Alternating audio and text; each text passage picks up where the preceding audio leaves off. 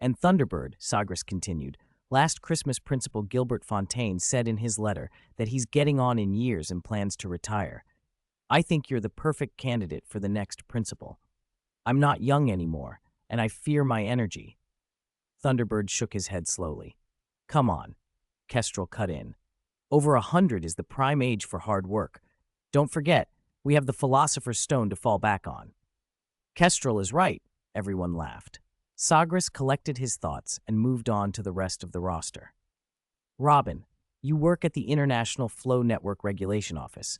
If possible, we'll help you become the office director, or even push you further, to the head of the International Magical Transportation Department. Robin straightened and gave a capable smile. Nightingale, you teach potions at Beauxbatons. Madame Maxime doesn't seem to be retiring anytime soon. She has plenty of energy and the physique for it. But if a chance opens up, I'll speak to her. Nightingale nodded with a small, helpless shrug that was all French elegance. Stork, you work at the International Confederation of Wizards Gazette. If you're interested and the timing is right, we'll see about getting you into the editor-in-chief seat. Controlling public opinion is crucial. Stork pushed his glasses up, and a sharp light flashed behind the lenses. Controlling the mouthpiece is exactly my specialty. I'll keep a close eye on the editorial department. Miss Snow Owl, you're rooted in the Magical Creatures Chamber of Commerce, and you have deep ties with the Africa Gemstone Chamber of Commerce. If possible, we'll integrate those resources and try to help you ascend to the presidency. Miss Snow Owl nodded steadily. I already understand the Chamber's operations, and the presidency is indeed my next goal. Swift, Sagres turned to the Gringotts Cursebreaker. It's almost impossible for you to hold a senior position at Gringotts. The best you can reach is Senior Cursebreaker or Curse-Breaking Team Leader. The goblins are extremely xenophobic and have absolute control of Gringotts. I can't do much there. Swift frowned, clearly disappointed. Sagres changed tack immediately. However, if you can learn the identities of the core personnel at the top of Gringotts, when the time is right, we might be able to ignite a financial revolution in the wizarding world. What did you say? Swift asked, brows knitting. You mean dismantle Gringotts' monopoly? A hush fell over the room. Thunderbird stroked his beard, puzzled. Robin opened her mouth and made no sound. Nightingale's face filled with question marks. Miss Snow Owl and Stork exchanged baffled looks. Swift, being directly involved, stared at Sagres and said, Are you serious? Only Kestrel's eyes lit up, though clearly in the wrong direction. Sounds exciting, but what exactly are we doing? Sagres looked around at the bewildered faces and decided to skip theory for now. All right, we can discuss the details later. I'll give you a brief outline of the steps. He steepled his fingers and explained in a measured voice. First, create a liquidity crisis. Spread some rumors that Gringotts misappropriated vault funds to invest in dragon sanctuaries and lost everything. Or, more explosively, claim the underground vaults were infiltrated by spies and the galleons in circulation are impure, mixed with inferior metals. At the first step, everyone's eyes widened as if struck by lightning. Sagres went on undeterred. Then hire a group of house elves to line up at Gringotts every day to withdraw money, creating panic and triggering a bank run. A cold curve touched his mouth. Then use transfiguration to mass-produce a batch of ghost galleons and flood the market, diluting the currency and overwhelming the goblins. This is simply, Swift muttered, the quill in his hand unconsciously stabbing the parchment, as if trying to record a fantasy. That's just the first step. The second step could be more radical. Detonate systemic risk at Gringotts. Sagres' voice took on a near-cruel rationality. Replace the reserve currency in some of Gringotts' core vaults with a large batch of indistinguishable forgeries. Once that gold on the outside, rotten on the inside hole is discovered, even leaked in a whisper, the entire trust system goblins rely on will collapse instantly. It was devious, and it would work. The final step is to build a new order, he said firmly. On Gringotts' ruins, establish a new trust bank, a financial system completely controlled by wizards. He paused, then outlined even bolder ideas. Introduce a decentralized magical currency, a sort of magical cryptocurrency backed by enchanted contracts. Establish a wizarding credit system, offer low-interest loans, and attract young wizards. Of course, he added casually. To control risk, we can use legitimacy to efficiently verify their willingness and ability to repay. Everyone was stunned. If anyone else had proposed this, they'd have laughed it off as drunken nonsense. But Sagres spoke with clarity and logic and with knowledge. Where did you learn this? Where? Something I pondered alone in the attic, Sagres said, picking up his drink and taking a sip, mostly from books and Muggle wisdom. Muggles? Even Nightingale and Miss Snow Owl, who had been relatively calm, looked incredulous. Never underestimate Muggles, Sagres said. He met their skepticism head-on. To be honest, apart from being able to use magic, we wizards are actually inferior to Muggles in many respects. Nightingale immediately caught the slip in his phrasing. She tilted her head, her eyes seeming to see straight to the truth, and with a playful smile corrected him softly. Raven, you just said you wizards. Shouldn't that be we wizards? Sagres met Nightingale's gaze. The usual composure on his face faltered for a moment and then smoothed into a gentle, even approving smile. You're right. He nodded as if it had been a minor slip, but a complex emotion flickered in his deep eyes, something Nightingale did not quite catch. Finally, Kestrel, you. Sagres paused as if considering, then added seriously, be careful when you travel. Wait, Kestrel bristled instantly. Why does it always become my turn here? Because you're the only one here who wanders around doing nothing all day, Thunderbird said mercilessly, taking evident pleasure in the jab. Like a bludger with legs. Stork seized the chance to add a cutting remark of his own. Kestrel fell silent for a moment. Sagres held up a hand to stop her and smiled. It doesn't matter, as long as you don't cause big trouble. You're our technical core. The future's direction still needs your guidance. Kestrel had been huffing with anger, but the words technical core and guiding the direction made her eyes light up. Her chin lifted unconsciously. She muttered, "That's more like it." And despite herself, the corner of her mouth twitched into a small smile. Chapter 18. Peace and Tranquility. On both sides of the long table, the school governors sat with grim faces. No one offered a greeting. Lucius Malfoy sat in the corner, fingertips tapping lightly on the snakehead of his cane, his expression indifferent, as if he had no real interest in the meeting. The gathering was chaired by the elderly Hickness Shafiq, who cleared his throat and said in a hoarse voice, "Everyone, McNair is dead. The Board of Governors must appoint a replacement." Orlith Selwyn slammed her hand on the table. That lunatic, he controlled a monster to kill Walton, and right in front of Fudge. What are we supposed to call him? A Hogwarts professor? He's more unscrupulous than the Dark Lord. Pike Travers leaned forward. We should work with the Ministry and expose him. Let the whole wizarding world know that Hogwarts is harboring a dark wizard more dangerous than Voldemort. Exactly, another voice agreed. Pressure the Daily Prophet. Reveal the truth about Sagres controlling that creature and murdering a governor. Paint him as the next Dark Lord. Rally the pureblood families. Force Dumbledore to expel him. Even bring in sanctions from the International Confederation of Wizards. Grace Foley shook her head slowly, a thread of fear undercutting her words. Have you all lost your minds? Have you forgotten how terrifying that thing looked? Do you want it to show up at your own dinner tables? Sagres is not Voldemort, she continued in a lower, trembling voice. His danger lies in the fact that he doesn't need pureblood support. He could strike anywhere. She looked around, panic in her eyes. You saw how even Dumbledore was helpless. What's the Ministry going to do? Someone asked. They'll stay silent and sweep it under the rug, another answered. That useless Fudge, muttered a man at the back. Since the Ministry has chosen to be silent and Dumbledore has taken no action, why should the governors risk their necks? Lucius cleared his throat and finally spoke. Instead of arguing about what to do, why not consider if we actually can do anything?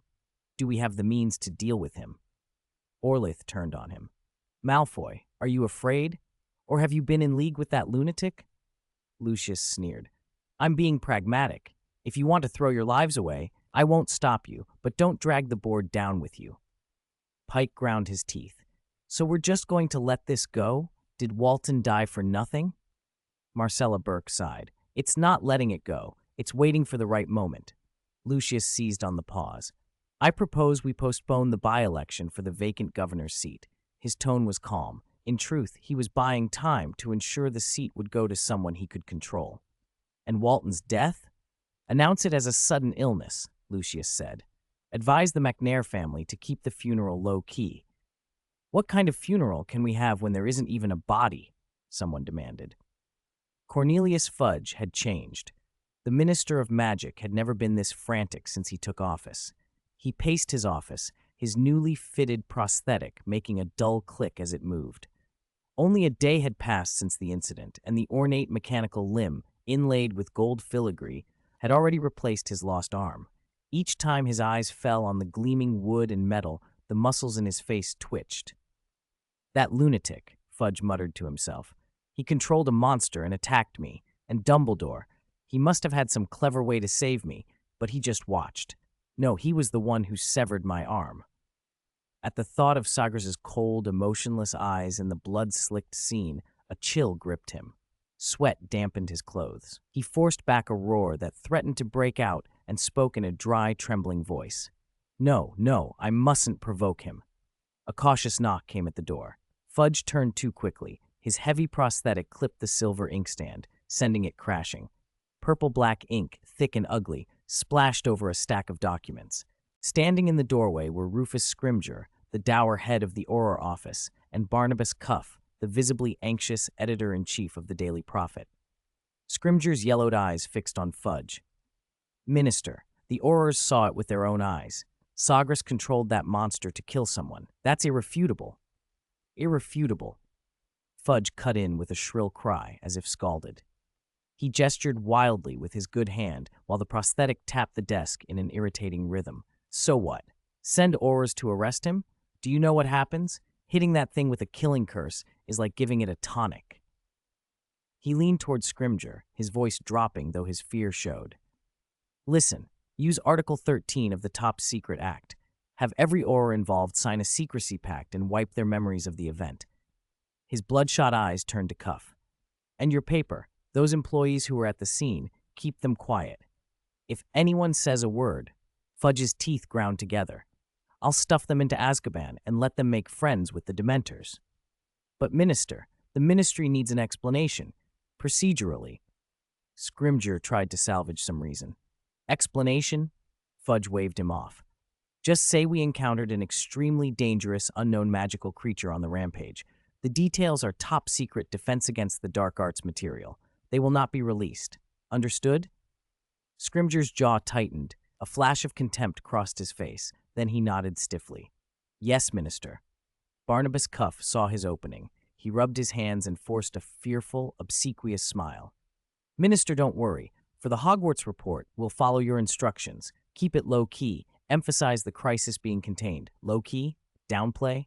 Fudge exploded, grabbing Cuffy by the collar with his new arm, spittle flecking the editor's face. I don't want low-key. I want it gone. My arm. Your reporters. The governor who died at Hogwarts. Not a single word in your paper. And you are not to mention that name. Do you hear me? Cuffy stammered. But the readers need the truth. The truth? Fudge dragged him closer, voice almost hysterical. The last person who chased after the truth, Rita Skeeter, died without so much as a scrap left. Want to try that too? He released Cuffy, straightened his collar, and adopted a theatrically tragic expression. Listen, Cuffy, I will give you a truth. He slapped his chest with his good hand. The truth is, I, Cornelius Fudge, stood at the forefront to protect the innocent pupils of Hogwarts. I fought heroically against a vicious, unknown dark arts creature. This scar is my medal for guarding the future of the wizarding world. He shook his prosthetic as if presenting an undeniable fact. I've already decided the headline for next week. Cornelius Fudge, the fearless shield guarding Hogwarts. He paused, self-satisfied. I want the whole front page. For the photo, a solo shot of me, looking thoughtful and resolute. If you dare to write a single wrong word, Cuffy watched the minister's rapid transformations, from blustering tyrant to self-styled hero, as if wrapped in a constricting, invisible snake. He could only nod, speech caught in his throat. After they left, Fudge went to the huge window and practiced his tragic pose, holding the prosthetic high. The wizarding world requires sacrifice, and I wear my scars as medals. When that monster was only 10 feet from the students, I stood in front of them without hesitation. He choked off the line, remembering instead that he had rage and shame surged together. He grabbed a water goblet and smashed it on the floor. Glass and water sprayed everywhere. He glared at his prosthetic and muttered, teeth bared, "Sagres, you fiend. One day, I'll make you kneel and reattach this damned thing with your own hands." A crow's hoarse caw outside flapped past the window. Fudge jumped and stumbled back, eyes darting to where it had vanished as if it were one of Sagres' spies. In the corridor, two young aurors who had witnessed the Chamber of Secrets incident had watched the whole scene through the door. The minister's sporadic roars, the opening and closing of the door, and the final crash. One could no longer hold back a mocking snort. The fearless shield? Ha! I'd bet 10 galleons that the trousers he changed out of are still being washed by a house elf. He was practically wetting himself at Dumbledore's shoes. The other glanced around and whispered, "Signing the secrecy pact isn't so bad. At least we won't be ordered by this fearless shield minister to serve as appetizers for that thing again. Honestly, I'd face 10 dark wizards before I'd get near that monster." 103. Chapter Unexpected Discovery. After Sagres returned to Hogwarts, he went straight to the headmaster's office on the 8th floor of the castle. He wasted no time on small talk. He told Albus Dumbledore about Lord Voldemort's Horcrux at once. The headmaster listened in silence, asking no probing questions and showing no overt shock, only a complex, heavy expression. At last, Dumbledore nodded almost imperceptibly. Sagres could almost read a pie chart in the other man's eyes. Scrutiny, worry, a faint trace of gratitude, and a deeper, watchful vigilance against what lay unknown. "By the way, about the dueling club," Dumbledore began. "You shall be in charge of it," the headmaster said quietly, "if you are willing." Sagres nodded. This was exactly the response he had expected, the tacit assent he had anticipated. He inclined his head to Dumbledore, spared no more words, and left the office, leaving behind those meaningful looks and weighty thoughts. The British wizarding world settled into a strange calm afterward. The Daily Prophet downplayed the recent Chamber of Secrets incidents at Hogwarts and instead ran stories about Minister of Magic Cornelius Fudge losing an arm in the line of duty, followed by a string of reports about his heroic deeds and recovery. Dumbledore no longer insisted on waiting for Professor Sprout's mandrakes to mature. He bought a batch of reviving potion from Diagon Alley to restore the petrified students. The school's official bulletin was curt and vague. A basilisk had been hiding in the ancient pipes beneath Hogwarts and had been dealt with. According to the notice, the creature had been incinerated by powerful magical fire, leaving only a charred husk. As for Gilderoy Lockhart, he was described as having been unfortunately seriously injured in the attack and was undergoing long-term meticulous treatment at St. Mungo's Hospital for magical maladies and injuries. The blood-red writing on the wall was dismissed as a foolish prank by some bored student, and that was that. The pupils were naturally skeptical. Whispers never stopped along the corridors. But young people's attention is easily diverted. A deliberately maintained calm and the pressure of looming exams were enough to let fear ebb away. Faced with heavy coursework, even the most bizarre mysteries were crowded out. A few days before Christmas, several of Hogwarts' heads of house, at the suggestion of a certain official, organized a midterm assessment dressed up as a check of students' learning progress. The announcement put the school into near panic. The students, who had been eager for gossip a week before, buried their heads in their books and prepared to do whatever it took to survive the sudden exams. Only 3 subjects escaped the midterm frenzy: Sagres' advanced spell theory and practice, defense against the dark arts, and Professor Binns' history of magic. Sagres had judged the children already had enough on their plates. After all, he had once been a student himself. The pupils were quietly grateful, unaware that the exam idea had come from the very person they blamed for the earlier chaos. During this time, the Department of Mysteries sent 2 elderly officials in uniform to Hogwarts. After a series of obscure and precise procedures, they succeeded in restoring Moaning Myrtle to her original, living state. Sagres watched the whole process and came away impressed. Even in such an abstruse field, they possessed an effective method. It made him more curious about the work inside the Department of Mysteries, and wondering when he might manage a field trip of his own. As Christmas approached, Hogwarts' schedule eased. Sagres had few classes, so he spent his spare time restoring the mirrors, glass chandeliers, and other devices he had previously installed around the castle. He even put away the mirror by the entrance to the Great Hall. Most of the contraptions probably did little. Only the mirror corners had any small effect during the basilisk attack. As he was fixing the mirror, Harry and his friends came out of the library with books and homework. "Good morning, Professor Greengrass," they called. "Good morning," Sagres replied. "Professor, isn't that the mirror?" Harry asked, spotting him resetting the frame. "That's right. I borrowed it from Albus, but in the end it wasn't of much use." "But isn't it?" Ron began. "Yes, Mr. Weasley," Sagres answered. "I've made a small modification, though. For the time being, it won't reflect the desires of the heart." The three clustered around the glass, curious.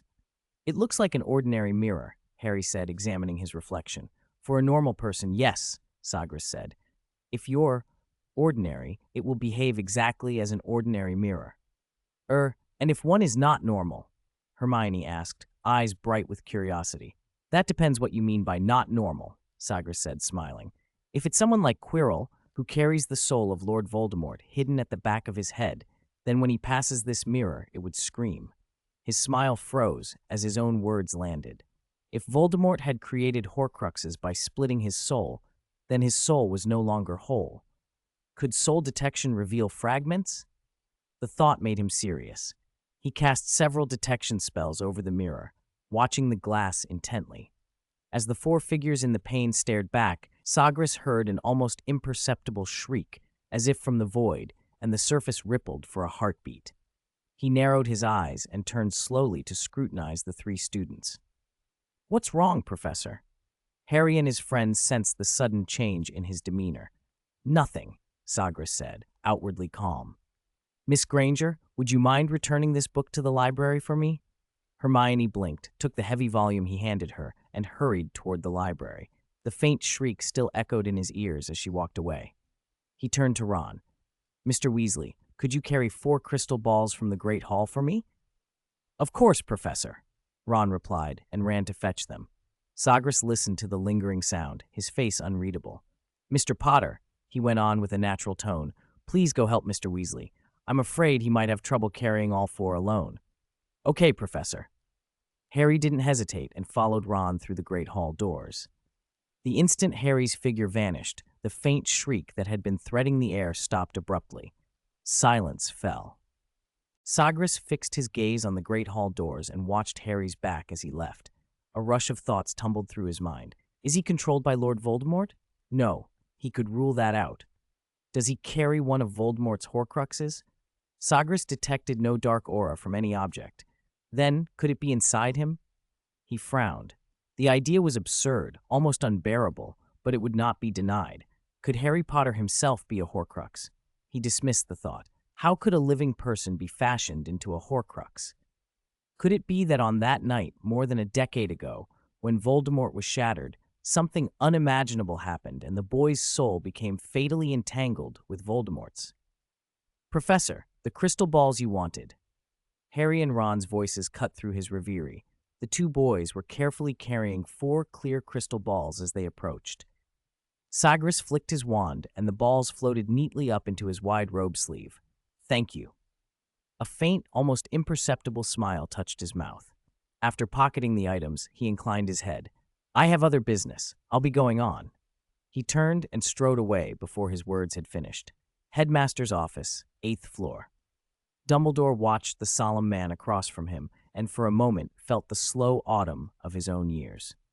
Sagres looked him square in the eye. "So you believe," Sagres said slowly, "that a fragment of Voldemort's soul is parasitic inside Harry?" "Yes," Dumbledore answered softly. "Ever since I discovered his ability to speak Parseltongue, I have harbored that suspicion." "Then how can that fragment be removed?" Sagres asked bluntly. Dumbledore's voice held weary weight. "This is not like separating clay. It is more like pouring 1 cup of water into another. You cannot remove the intruder without harming the vessel. I fear it is impossible. You would turn impossibilities into realities," Sagres said calmly. "No." Dumbledore shook his head slowly, his blue eyes bright behind his spectacles. "I know you have mastered many extraordinary forms of magic, but in this matter, I fear only when the child's life ends can Voldemort be entirely destroyed." Sagres's mouth twisted into a sneer. "Voldemort has never been my primary concern," he said contemptuously. "What worries me is the child himself, whether that parasitic fragment will warp his will, drag him into darkness, and finally turn him into something else." Dumbledore fixed his gaze on Sagres as though seeing him for the first time. He studied him a long moment, then a complex, gentle smile crossed his lined face. "Sagres," he said quietly, "it seems in some respects I have misunderstood you." "It doesn't matter," Sagres waved the remark aside. "Others were. Opinions have never mattered to me. I do what I believe is right." Dumbledore leaned forward, his eyes probing. "Then how do you propose we respond to Voldemort?" "Simple," Sagres said, each word deliberate and heavy. "No matter how many Horcruxes he makes, no matter how often he rises again, if he dares to show himself and make trouble rather than cowering, I will kill him with my own hands, again and again." He looked at the old man directly. "And what about you, Albus? You place the hope of defeating Voldemort on a child whom you expect will ultimately die. Is this truly your plan?" Dumbledore was silent for a long time, then spoke slowly and with fatigue. "Voldemort is far more powerful than you imagine. His strength has only been masked by the extent of his weakening." "You may not have understood one thing, Professor," Sagres interrupted gently. "I am also far more powerful than you imagine. If Voldemort cannot defeat you, then when he faces me, he will only perish more quickly. On that point, I do not lie." Dumbledore's aged fingers interlaced on his desk. Behind his spectacles, his gaze was inscrutable. "In your plan, Harry Potter will die, then?" Sagres pressed. Dumbledore said nothing, and in that silence lay an answer. "I suppose you'll keep it from him until he has nowhere left to turn," Sagres went on. He noted the admission in Dumbledore's eyes. "Just as I thought, but that won't work with me. I will tell Potter exactly what lies in his soul." "My plan, perhaps it does not matter," Dumbledore said in a low voice, full of helplessness. "It is simply that the truth would be too cruel for him now." "Keeping him in the dark does not make the truth less cruel," Sagres stood. "And if you truly intend for him to die, you should tell him from the start." Dumbledore opened his mouth, then closed it. "Do not worry," Sagres added before he left the office. "Potter is a good child. I will try to find a solution that satisfies both sides, one that can save him and purge Voldemort's fragment." "But what is your ultimate aim?" Dumbledore called after him. "To save an innocent soul?" Sagres paused and turned back slowly. "To remove unstable elements while keeping the wizarding world at peace. That is both your goal and mine. Only our visions of peace differ." He lifted his chin. "You desire a peace like stagnant water. I want a peace forged by fire, alive and renewing. Our paths and our ends may not be the same." "You seek change," Dumbledore said earnestly. "Do you know how many will die for it? You will face unprecedented resistance. The wizarding world resists fundamental change. They prefer brighter candles and faster brooms. They are afraid of altering the very rules. Only when power is insufficient will rivers of blood appear." Sagres replied, the knuckles of his hand tapping lightly on the doorframe. "Is change necessary? That is not determined by the number of people, Albus. The power to decide belongs to those strong enough to reshape the rules." "That still requires sacrifice," Dumbledore warned. "There are people like Rita Skeeter and Cornelius Fudge. They brought their own ends upon themselves," Sagres said calmly, though the resolve in his voice was absolute. "And you, Albus, are not entirely innocent in their fate. Your continual forgiveness and indulgence allowed them to be pushed to the edge, to provoke without restraint. Had you imposed even the smallest consequence when they slandered you, they might have restrained themselves instead of dashing toward their doom." "Power must be supervised and restrained," Dumbledore said, worry in his eyes. "Unchecked power is a disaster." "Forgive me, Albus." Sagres straightened. "I will not lock my power away in that rusting old cage of a system. If change must be driven by my hand," he drew a breath and finished firmly, "then I will first build an unassailable, incorruptible new cage with my own hands, and I will not tolerate a group of incompetent fools standing outside it, wagging their fingers and causing needless trouble." With that, Sagres left the headmaster's office. Malfoy's detention had finally ended, but since that attack, something vital seemed to have been drained from him. When Lucius took him home to recover and he returned to Hogwarts, the swagger and arrogance that had once defined him were gone, replaced by a near melancholic silence.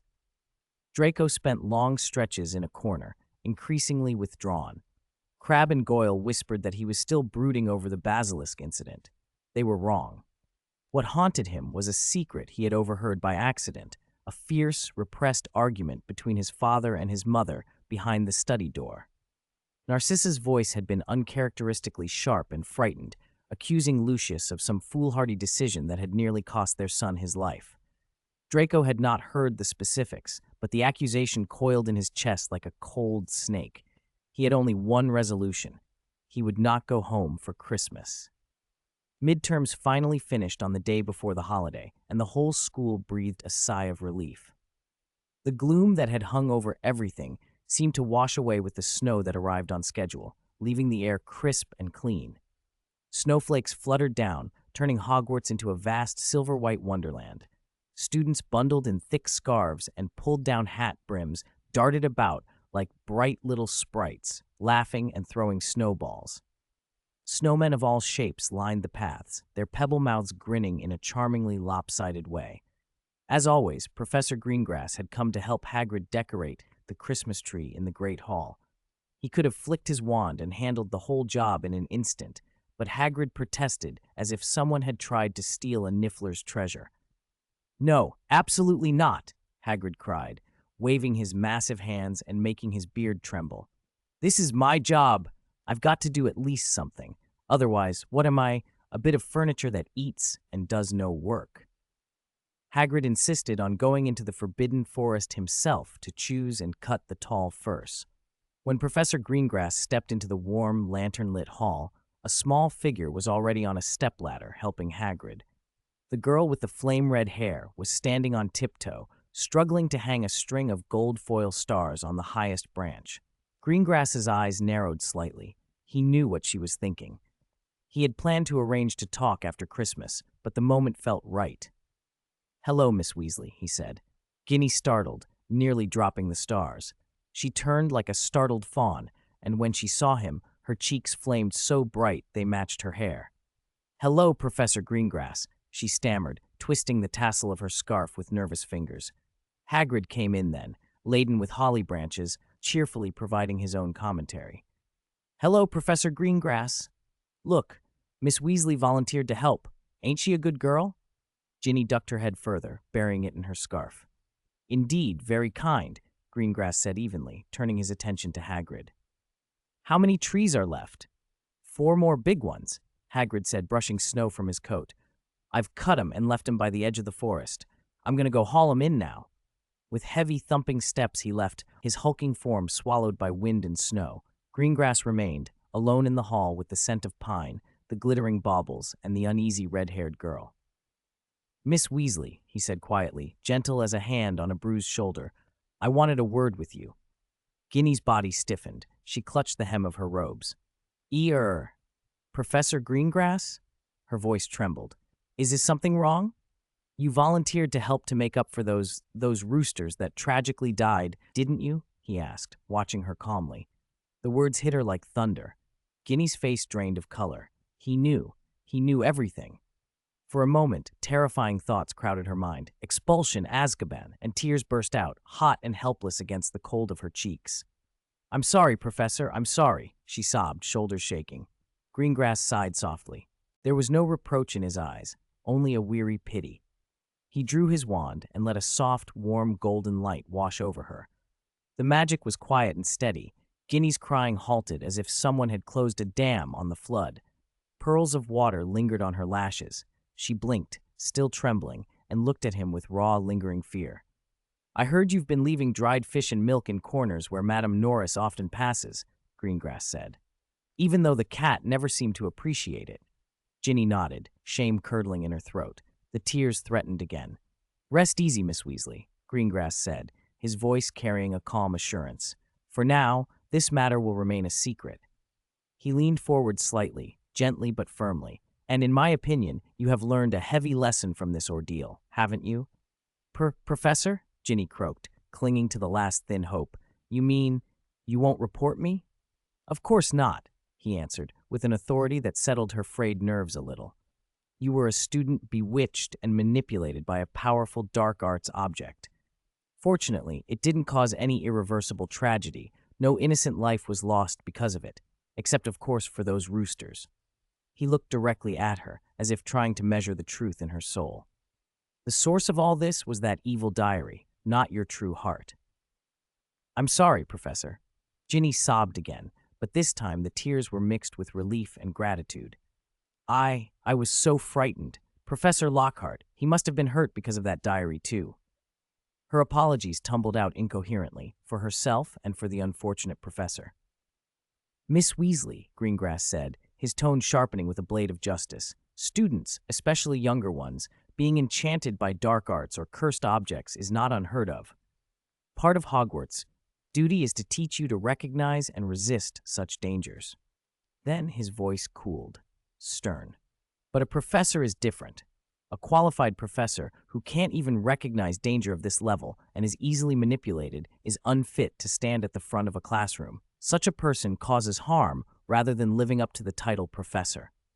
Ginny looked confused, not entirely following the sudden reprimand directed at Lockhart. Greengrass's tone softened again, like a hand on a frightened bird. Put your mind at ease. What you did while under the diary's control was wrong. Yes, but the outcome was contained. As for Professor Lockhart's subsequent trouble, he shook his head slightly, a faint, almost imperceptible sarcasm in the motion. That is not your responsibility.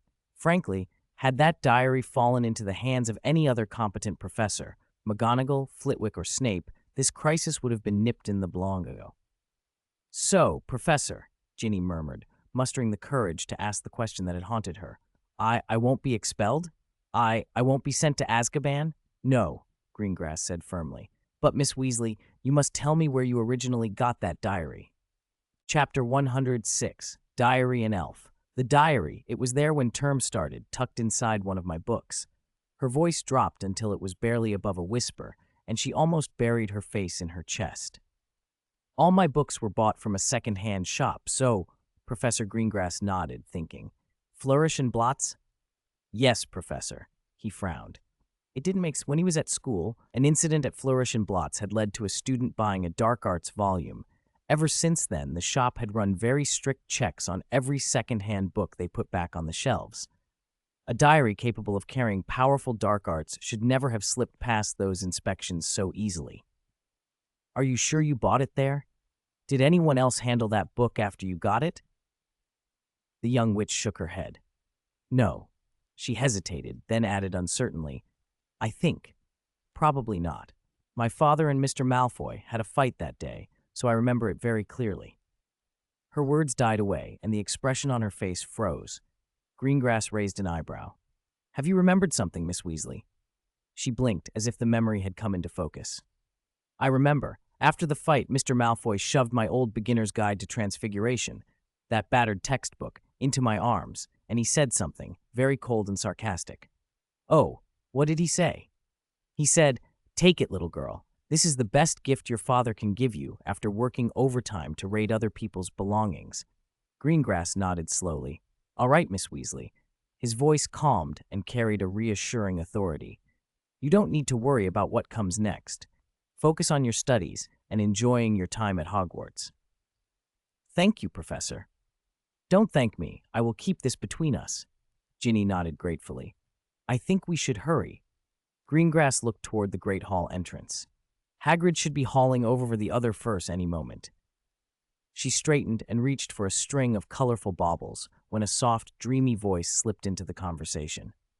Hi, do you need help? Ginny turned toward the sound and saw 2 first-year Ravenclaws who had drifted over. The girl who spoke had long, pale blonde hair and silvery, misty eyes. A necklace of odd, colorful bottle caps and sequins hung around her throat. Beside her stood a quiet, shy girl. Of course, Greengrass said calmly. The more hands, the more Christmas cheer. We were asking Ginny, Professor Greengrass, the pale girl said. Greengrass's expression tightened slightly. The girl with the bottle-cap necklace beamed serenely. "Hello, my name is Luna, Luna Lovegood." She nodded toward her companion. "This is Astoria." "Hello, I'm Ginny, Ginny Weasley." Ginny relaxed a little at the friendly introductions. Luna tilted her head and inspected Ginny's flame-red hair with grave seriousness.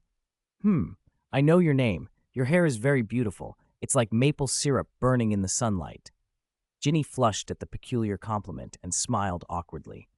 She glanced at the quiet blonde beside Luna. "You're Professor Greengrass's cousin, aren't you?" Astoria's fair cheeks colored and she nodded shyly. "Yes. Hello, Miss Weasley." Tomorrow was Christmas, and like last year, Harry had decided to stay at school. The Weasleys were staying too. Harry imagined how the morning would be, piles of presents at his bedside as soon as he woke. He closed his eyes, already looking forward to it. Something poofed onto his quilt. Harry snapped his eyes open. A thin, small figure sat on the bed, staring up at him with huge tennis ball eyes. It was the house elf he had seen at the Dursleys, the one connected with his week of enforced detention. "It's you again," Harry hissed. Anger flared. "What do you want?" Dobby blinked in the dim light, and a large tear rolled down his long, pointed nose. "Harry Potter has returned to school," he said with a choked sadness. Dobby warned Harry Potter again and again. "Sir, why did you not listen to Dobby's warning? Harry Potter missed the train. Why did you not go home?" "How did you know I missed the train?" Harry sat up, suddenly alert and angry, trying not to wake Ron. "Was that you?" He snatched the ragged pillowcase Dobby had been wearing. "You nearly got me expelled, do you know that?" "Yeah? Yes." Dobby shrank away, but there was a strange relief in his voice. "But Harry Potter still came. Even that mad bludger could not stop you." "The bludger?" Harry was wide awake now. "That was you too? You tried to kill me. My arm got broken." "No. Dobby did not mean to kill Harry Potter." Dobby screamed and then clapped his hands over his mouth, shaking his head. Dobby would never hurt Harry Potter. Dobby thought if Harry Potter were injured, he would leave Hogwarts obediently. Dobby was trying to save you. After terrible things happened at Hogwarts, Dobby only wanted to save you. Fortunately, it's all fixed now. Harry Potter is safe, he murmured as if comforting himself. "You wanted to save me?" Harry's incredulous sarcasm sharpened. "Your idea of saving is extraordinary. I was almost killed because of you." "Ooh, Dobby. Dobby is sorry, Harry Potter." The house elf sobbed in earnest, tears falling in large drops onto Harry's quilt. Harry Potter blaming Dobby is deserved. Watching the thin creature tremble and cry with such desperate, muffled sobs made Harry's anger drain away as if it had never been. He found himself speaking softly without meaning to. "Stop crying. The danger you mentioned, was it the Chamber of Secrets?" Dobby nodded vigorously, his large ears flapping. "That is past. Professor Greengrass has already dealt with the monster in the Chamber of Secrets. But the one behind it, the mastermind, is still there." Dobby's voice quavered, thin as a mosquito's, full of fear. "He is only hiding for now." "Dobby," Harry leaned forward, heart sinking. "What do you know? You know who the mastermind is, don't you?" Dobby cannot say. Dobby should not have snuck into Hogwarts." The house elf grabbed his own bat-like ears and pulled them. Bad Dobby! Bad Dobby! House elves cannot speak ill of their masters." "Stop, Dobby, stop!" Harry hurried to quiet him, lowering his voice. "Why are you doing this? Dobby must punish himself." The elf sobbed and shook. "House elves cannot speak ill of their masters." "But you haven't said anything bad about anyone. Even thinking it is not allowed." Dobby let out a high whimper. "Even thinking is a sin." Before Harry could stop him, Dobby raised his thin palms and slapped his own face sharply. The clean, shocking sound snapped through the silent dormitory like a whip. Ron mumbled in his sleep and shifted half awake. "Dobby must go." The elf glanced at Ron's bed in panic, then turned back to Harry, eyes huge and full of warning. "Harry Potter, you must be careful. The eyes of the mastermind have never left. Dobby must go." In an instant, the thin figure seemed swallowed by the dark, and he was gone from Harry's bedside. Ron smacked his lips, turned over, and sank back into deep snoring. Chapter 107. Day is coming. The silvery trappings of Christmas had quietly covered Hogwarts, and the usually bustling castle had fallen into a rare, deep hush. Most students had been taken home by worried parents, leaving the great building mostly empty and forlorn, with only a few scattered figures remaining. Among the few bright spots in the holiday still at Hogwarts were the 3 second years who seemed never far from trouble: Harry Potter, Ron Weasley, and Hermione Granger. In the Gryffindor boys' dormitory, only Harry and Ron were left. The others had all gone home for Christmas. They were rudely awakened by Hermione. Fully dressed, and with her scarf already on, she marched into the boys' room without hesitation, clutching gifts for both of them. "Wake up!" she cried, pulling the curtains wide with a dramatic swish. "Hurry, get up! What time is it?" "Hermione, you shouldn't be in here. This is the boys' dormitory." Harry blinked, shading his eyes from the sudden glare. He sounded thick with sleep. Dobby had kept him restless the night before, and he had scarcely slept. Ron buried his face in his pillow and mumbled, half asleep, "Stop it! I didn't sleep well last night. I kept dreaming someone was slapping me. If you don't get up now, I promise someone will actually slap you in a moment," Hermione said, hands on her hips and looking fiercely determined. Ron jolted awake, his sleepiness vanishing almost instantly. Scrambling out of bed, he blurted, "Sleepiness, evaporate." Hermione flicked her wand. The last of their drowsiness slipped away. A moment later, a gift landed in Ron's arms. "Merry Christmas," Hermione called, and another parcel flew neatly onto Harry's bed, a beautiful eagle quill. Harry caught it and smiled appreciatively. "Thanks, Hermione." Just then, Hedwig fluttered in through the window Hermione had opened, a small, poorly wrapped box clutched in her beak. Harry took it, surprised. "Who's this from?" Ron asked casually. Harry gently stroked Hedwig's feathers, then unwrapped the parcel. "Oh, Dursley's," he said flatly when he saw the contents. Inside was a single toothpick and a crumpled scrap of paper shoved in like an afterthought. Harry unfolded the note and read the crooked handwriting aloud. "Ask around. Can you stay in that dump over the summer too?" "They really are horrid," Ron said, wrinkling his nose. "Well, at least that's almost friendly for them." Harry tossed the toothpick and the note aside without much care. The other gifts were warmer. Hagrid had sent a large sack of sticky treacle fudge that Harry decided to toast by the fire to make it softer. Ron had given him a copy of Flying with the Cannons, about Ron's favorite Quidditch team, and a large parcel contained a thick sweater knitted by Mrs. Weasley and a heavy, nut-filled Christmas cake. When Harry picked up Mrs. Weasley's handwritten card, a sharp twinge of guilt tightened in his chest. Mr. Weasley's enchanted flying car had vanished after crashing into the Humping Willow 2 months earlier, and the Ministry's investigation into the matter weighed on Harry's mind like a stone. "Come on, to the Great Hall for breakfast," Hermione urged, eyes shining. "I peeked last night. The decorations are gorgeous. I've never seen the hall look so stunning." "Really? Better than last year?" Ron asked. "Last year, Professor Greengrass did the decorations, and I opened a whole box of chocolate frogs." "I'm so jealous. I missed it last year," Hermione said, raising an eyebrow. "But Professor Greengrass did do it again this year.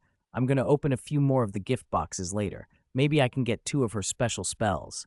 "You already taught yourself those spells?" Harry asked curiously. "You'll see tonight," Hermione replied smugly. The 3 of them set off together for the Great Hall. It lived up to Hermione's praise, magnificent and grand. A dozen tall Christmas trees stood dusted with silvery frost, garlands of emerald holly and white mistletoe draped from the ceiling, and soft, dry snowflakes drifted down from enchanted clouds overhead, catching the candlelight and sparkling. Percy, unaware that Fred had had some fun with his prefect badge, its letters mischievously rearranged to read Bighead, strode about puzzled as his friends snickered. At the Slytherin table, Draco Malfoy sat with a pale, that unperturbed expression, cutting his breakfast in the same mechanical way as if none of the seasonal cheer concerned him. The hall buzzed with the Weasley twins' antics. George popped up near his little sister. "Hi, Ginny," he grinned. "Go away," Ginny snapped, shoving him away and hurrying to wedge herself between Harry, Ron, and Hermione. "Heard you made a new friend, eh?" Fred leaned over, grinning. "None of your business," Ginny shot back, clearly annoyed. Fred kept teasing until she finally raised her voice. The entire group ended up converging beneath one of the trees, which was hung with little gift boxes. A knot of younger students had already gathered there, oohing and exclaiming as they produced unexpected treats. One boy suddenly had a jaunty red velvet hat appear on his head and thrust it forward proudly. "All right," Ron said, standing beneath the enchanted tree, taking a breath and whispering with anticipation, "I hope I get a new wand." He reached up and took down a nicely wrapped box. Harry nudged him. "If it's a wand you want, maybe try one of those long, narrow ones." "Oh, right." Ron swapped his choice, hanging back the garish box and taking down a long, thin parcel. He carefully unwrapped it. Inside lay a giant candy cane over a foot long, frosted with bright icing. Well, at least you didn't come away empty-handed," Harry said dryly, and the hall erupted in good-natured laughter. Other younger students fared similarly. Mostly sweets, trinkets, and amusing little things, though there were useful items too. Hermione's hand closed around a copy of Dark Forces, A Guide to Self-Protection. It was a ministry reference book used for auror training, full of methods for breaking jinxes and counter curses and practical defensive spells. Best of all, the margins of her copy were covered in neat, energetic annotations and corrections. Hermione had the strong sense that Professor Greengrass had written them. She cradled the book to her chest like a treasure, unwilling even to let anyone else glance at it. Chapter 108, Christmas Gift. On the other side of the Great Hall, the ever-curious Ron Weasley opened another box. This time, he withdrew a long, slender, flexible object with an odd, glossy sheen, tendon-like in appearance. "What is this? A new sort of snack," he muttered, lifting it to his nose as if to smell it before opening his mouth to bite. "Wait!" Hermione Granger snatched it away just in time. She inspected it for a moment, exhaled in relief, and then handed it back to him. "An Occamy cord," she said, pointing to the faint spiral markings along its length. "Professor Kettleburn taught us how to recognize those in care of magical creatures." What is it for?" Ron asked blankly. He clearly couldn't remember the lesson. Hermione's eyes widened in disbelief. Harry and Ron exchanged a quick look and tacitly kept quiet. Now Hermione's stare was aimed at both of them. "Occamies are very magical creatures," she said. "They can change their size to fit the space they're in. Wizards in North America sometimes hunt them for their cords to use in making wands, but that's illegal." So this." Ron glanced down at the translucent cord in his hand. "It isn't illegal, is it?" "Relax," Hermione assured him. "Hunting wild Occamies is illegal, but their cords can be traded on the magical materials market. Besides, I've heard wands made with Occamy cord can have special properties in transfiguration." "What use is that to me?" Ron still looked puzzled. "Sell it," Hermione suggested. "It must be worth a fair bit. Go ask Mr. Ollivander. Wandsmiths don't see this in Europe very often." "Really?" The moment someone mentioned money, Ron's eyes lit up. "So, my new wand is practically sorted?" He toyed with the cord, feeling its cold, smooth, resilient texture, already imagining the clink of galleons. "Thanks for the tip, Hermione. I'll go to Diagon Alley tomorrow." He lowered his voice, brimming with excitement and already planning what his new wand might look like. "Don't get ahead of yourself," Hermione said calmly, though she kept glancing back at the tree. "That's only if you get to Diagon Alley, and if Ollivander's actually willing to pay a good price." "He will," Ron said with confidence, tucking the cord deep into his pocket and patting it as if to prove it. "This is rare. Harry, you want to try your luck again?" Harry, who had been watching quietly, shook his head. His gaze swept over the first year's happily opening boxes. "No thanks. I think my luck's probably run out." He remembered the odd things he'd already taken from boxes: a biting button, a notebook whose cover shifted patterns, a small pouch of sweets that made people belch colorful bubbles. As the morning had gone on, the gifts did seem to get more eccentric and less valuable. Hermione gave him a nudge and murmured, "Look, some people opened only one box and clearly got something they really wanted. Those who opened several—" She gestured toward older students looking disappointed at a pile of trinkets, dancing rubber ducks, off-key bird call whistles. "The things they got later aren't nearly as thoughtful as the first ones." "This tree's clever," Ron muttered. "It knows who's greedy." "Maybe not clever," Harry said thoughtfully, "but it's good at finding out what people truly want." A silvery, dreamy voice spoke behind them. "Actually, they're not boxes on the tree at all. They're tiny sun eggs." "Sun eggs?" Ron asked, bewildered. "What are sun eggs?" Luna Lovegood tilted her head, her gaze soft on the glowing branches.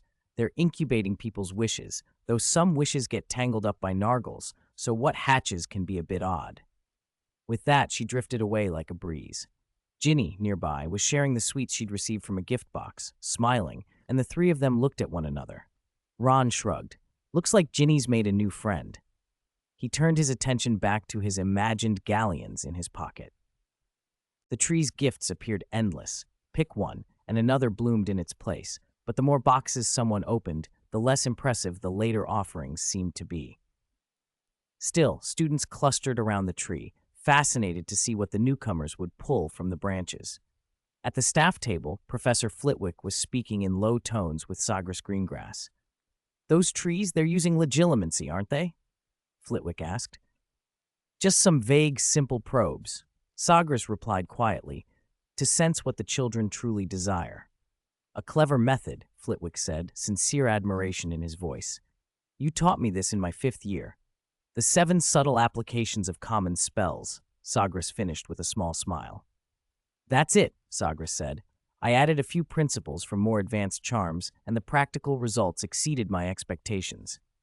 "You must have had to overcome so much," Flitwick said, voice trembling with a hint of emotion. "I used to dream of writing a monograph on this when I was young, but I didn't have your talent or perseverance. I put the idea aside." "It's not too late, Professor Flitwick," Sagres said earnestly. "The best time to plant a tree was 10 years ago. The second best time is now." "You make a good point, Sagres," Flitwick sighed, small shoulders slumping. "But with these old bones, I don't know if I have the courage to write." "Don't you want to leave a book with your name on it?" Sagres asked gently. "A monograph that condenses your wisdom?" "A monograph," Flitwick repeated, regret softening his voice. "Yes, that would be tempting. But I've spent my life teaching students to interpret other people's spells." Then, as he looked at Sagres applying theories from parchment into practice, something brightened in his voice. "Yet seeing you bring those concepts to life gives me more satisfaction than finishing a few books, even if my ideas are a bit out of date." "Don't say that, Professor," Sagres replied, his tone warm and sincere. "Without your inspiration and guidance, this tree wouldn't exist. You taught me not only what magic is, but its essence." "The essence of magic," Flitwick murmured, straightening a little, his eyes shining. Tears glistened at the corners of his small face, tears of pride and joy. He dabbed them quickly with a napkin. "You're right, Sagres. It's the essence. What we pursue isn't flashy technique, but an understanding of the power that flows through all things, and then using it." He looked across the great hall at the glowing tree, at the steady stream of surprises unfolding from its branches, and at the rapt faces of the students beneath it. Pure delight, curiosity, occasional confusion. A contented smile spread across his face. His voice regained its usual brightness and carried a little louder now. "This is the best Christmas present, Sagres, for all of us."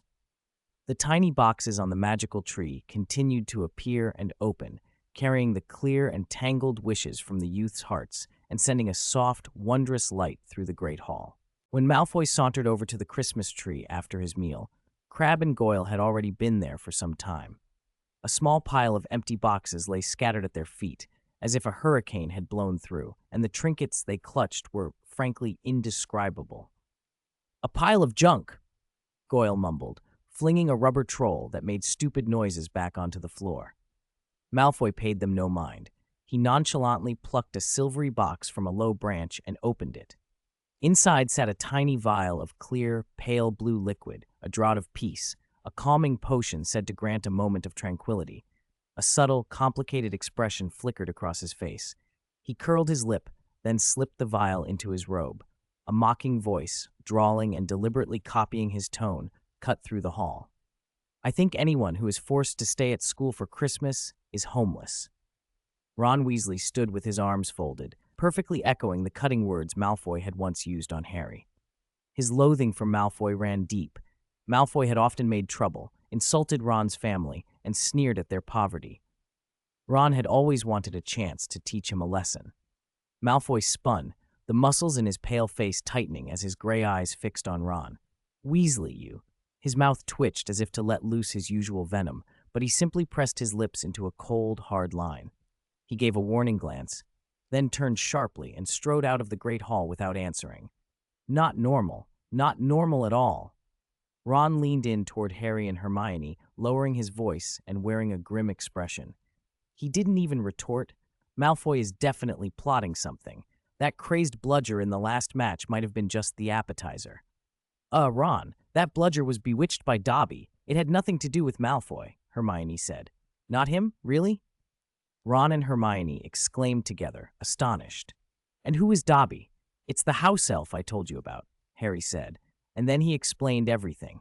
How Dobby had broken into the Dursleys' house to warn him, how he had sealed off the platform, and how he had even tampered with the bludger in a bid to rescue Harry from Hogwarts.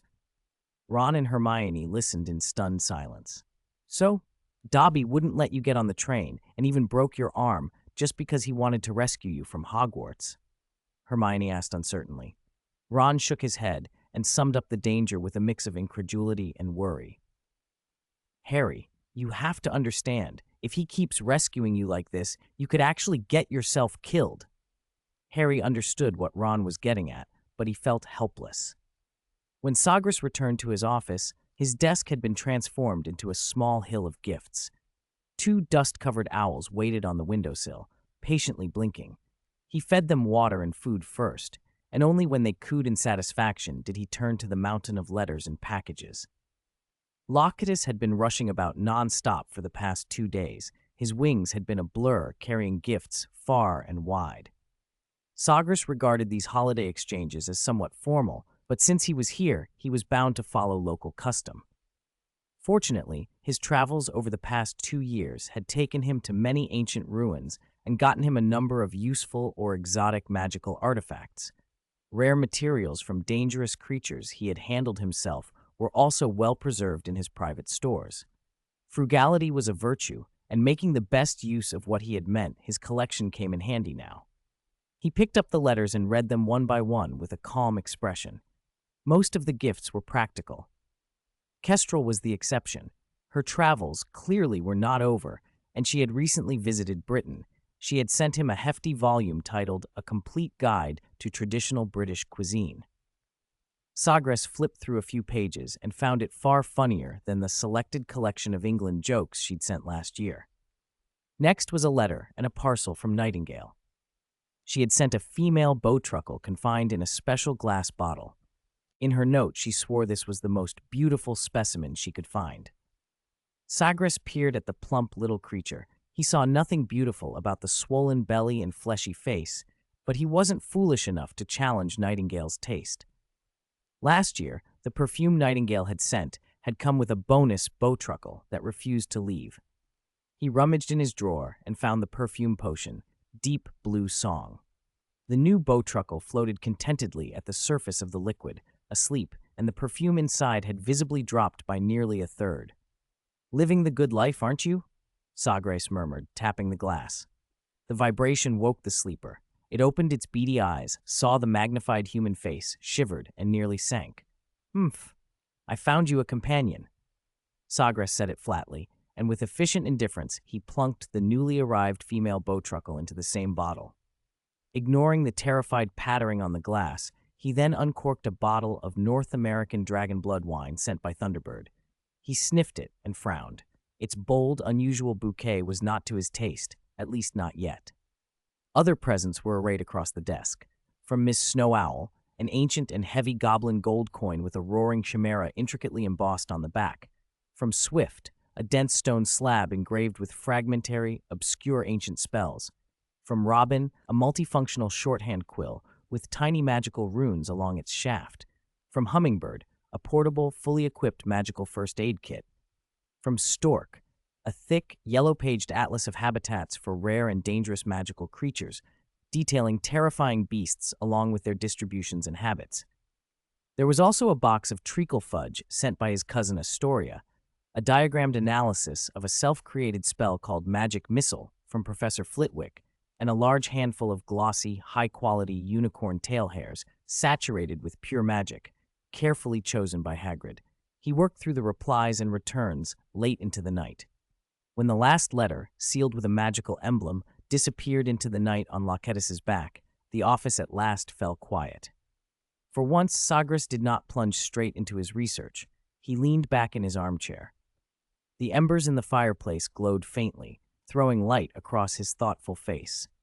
His mind turned to the term ahead at Hogwarts. The dueling club would meet twice a week. He had to teach the students effective self-defense. The classes he was responsible for could not be neglected. They would need more carefully honed lesson plans. The post of Professor of Defense Against the Dark Arts was still vacant. It wasn't his affair, but Sagres found himself considering whom he might recommend to Dumbledore. And one more matter niggled at him. His old friend, Lucius, had been unusually active lately. He would have to find the time to visit Malfoy Manor, invite Lucius in for tea, and ask, politely but directly, what he intended to do. Chapter 110, Job Seekers. The night was deep. Normally, Harry and Ron would have been fast asleep by this hour, but tonight they were miraculously wide awake. It was as if someone had forced 10 cups of invigorating draught down their throats. Their eyes were bright and unblinking in the dark, fixed on the pitch-black ceiling. "Are we cursed?" Ron whispered into the silence. He lay stiff as if under a petrificus totalis, only his eyeballs still twitching. "I feel like I could sit through 10 consecutive history of magic lessons." "It's probably Hermione's masterpiece," Harry said uncertainly. This morning she muttered something about, what did she call it? Sleep evaporation. Wasn't that Professor Greengrass's magic? I thought she was threatening us with it. Ron sounded confused. No wonder she said, "You'll know tonight," Harry recalled with a wry twist of his mouth. "What now? We should do something, right?" Ron shot upright in bed with a speed that did not suit him. "Let's play a game of wizard's chess." So at 1:30 a.m., the Gryffindor common room hosted 2 unusually hyperactive chess players. The embers in the fireplace threw only a faint glow over their flushed faces. The chess pieces clashed and clattered as if waging a tiny war, their battle cries unusually loud in the quiet tower. When Hermione came into the common room, carrying her new copy of Dark Arts, a guide to self-protection, she found the two of them enthusiastically commanding a miniature army of chess pieces to slaughter one another. Anger rushed into Hermione's face, making her curls flare a little. She strode up, poked a finger toward them, and scolded. "Professor Greengrass taught us this magic just so you could have a midnight chess tournament in the common room at 1:30 a.m.? You were supposed to study, not play games," she went on. "I thought you'd improve after everything we've been through, but instead you're playing chess in the middle of the night? Calm down, Hermione." Ron tried to grin, a guilty and flattering grin at once, and rubbed his hands together. "We were, testing the effects of the magic. Of course we were testing it, and we were waiting for you, honest." He forced his eyes wide to look more sincere. "After all, you're top of the year, our beacon of wisdom, unlike us, 2 poor wretches who don't even know where to start when we want to learn."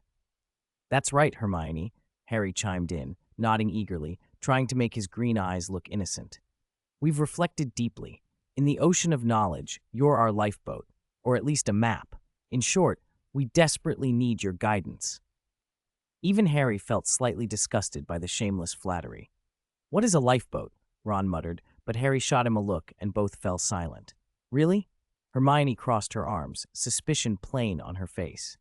"Absolutely," Ron said, pounding his chest with mock solemnity as if taking an oath before Merlin himself. "I swear on Headmaster Dumbledore's shining silvery honor, if I'm lying, let Scabbers meet an unnatural end." "What does that have to do with Scabbers?" Harry muttered. Hermione turned her cold gaze to him. Harry's mind scrambled for something less ridiculous than Ron's oath. A flash of inspiration, or resignation, struck him. "I swear on Hagrid's reputation that I'm telling the truth." As soon as the words left his mouth, he silently apologized to the kindly gamekeeper. "Humph." Hermione's curls puffed out even more. "Professor Greengrass taught us those 2 spells to give us more time to study. I expect you to pay attention and learn them properly, starting now." "Of course, Hermione," Harry said quickly, eager to move on. "Have you learned them already?" "No." The young witch shook her head seriously. "I've only mastered sleep evaporation. Sobering Requiem deals with the soul, so I have to be very careful." "I think 1 spell is already plenty," Ron said, unexpectedly earnest. Professor Greengrass must have had his reasons for teaching us both. Hermione pulled the parchment filled with detailed instructions from between the pages of her book. Listen, starting tonight, within a week, we must master both spells thoroughly. She flicked out her wand and pointed it at Ron. You, sit down. As if tugged by an invisible thread, Ron sat up straight. Soon, the common room was full of the sound of students chanting spells, some serious, some tentative, some resigned, each voice echoing under the portrait-haunted rafters. Meanwhile, over Britain, Kestrel was feeling dispirited. She hadn't gone home for Christmas, and a howler from her household had nearly blown the roof off her tent.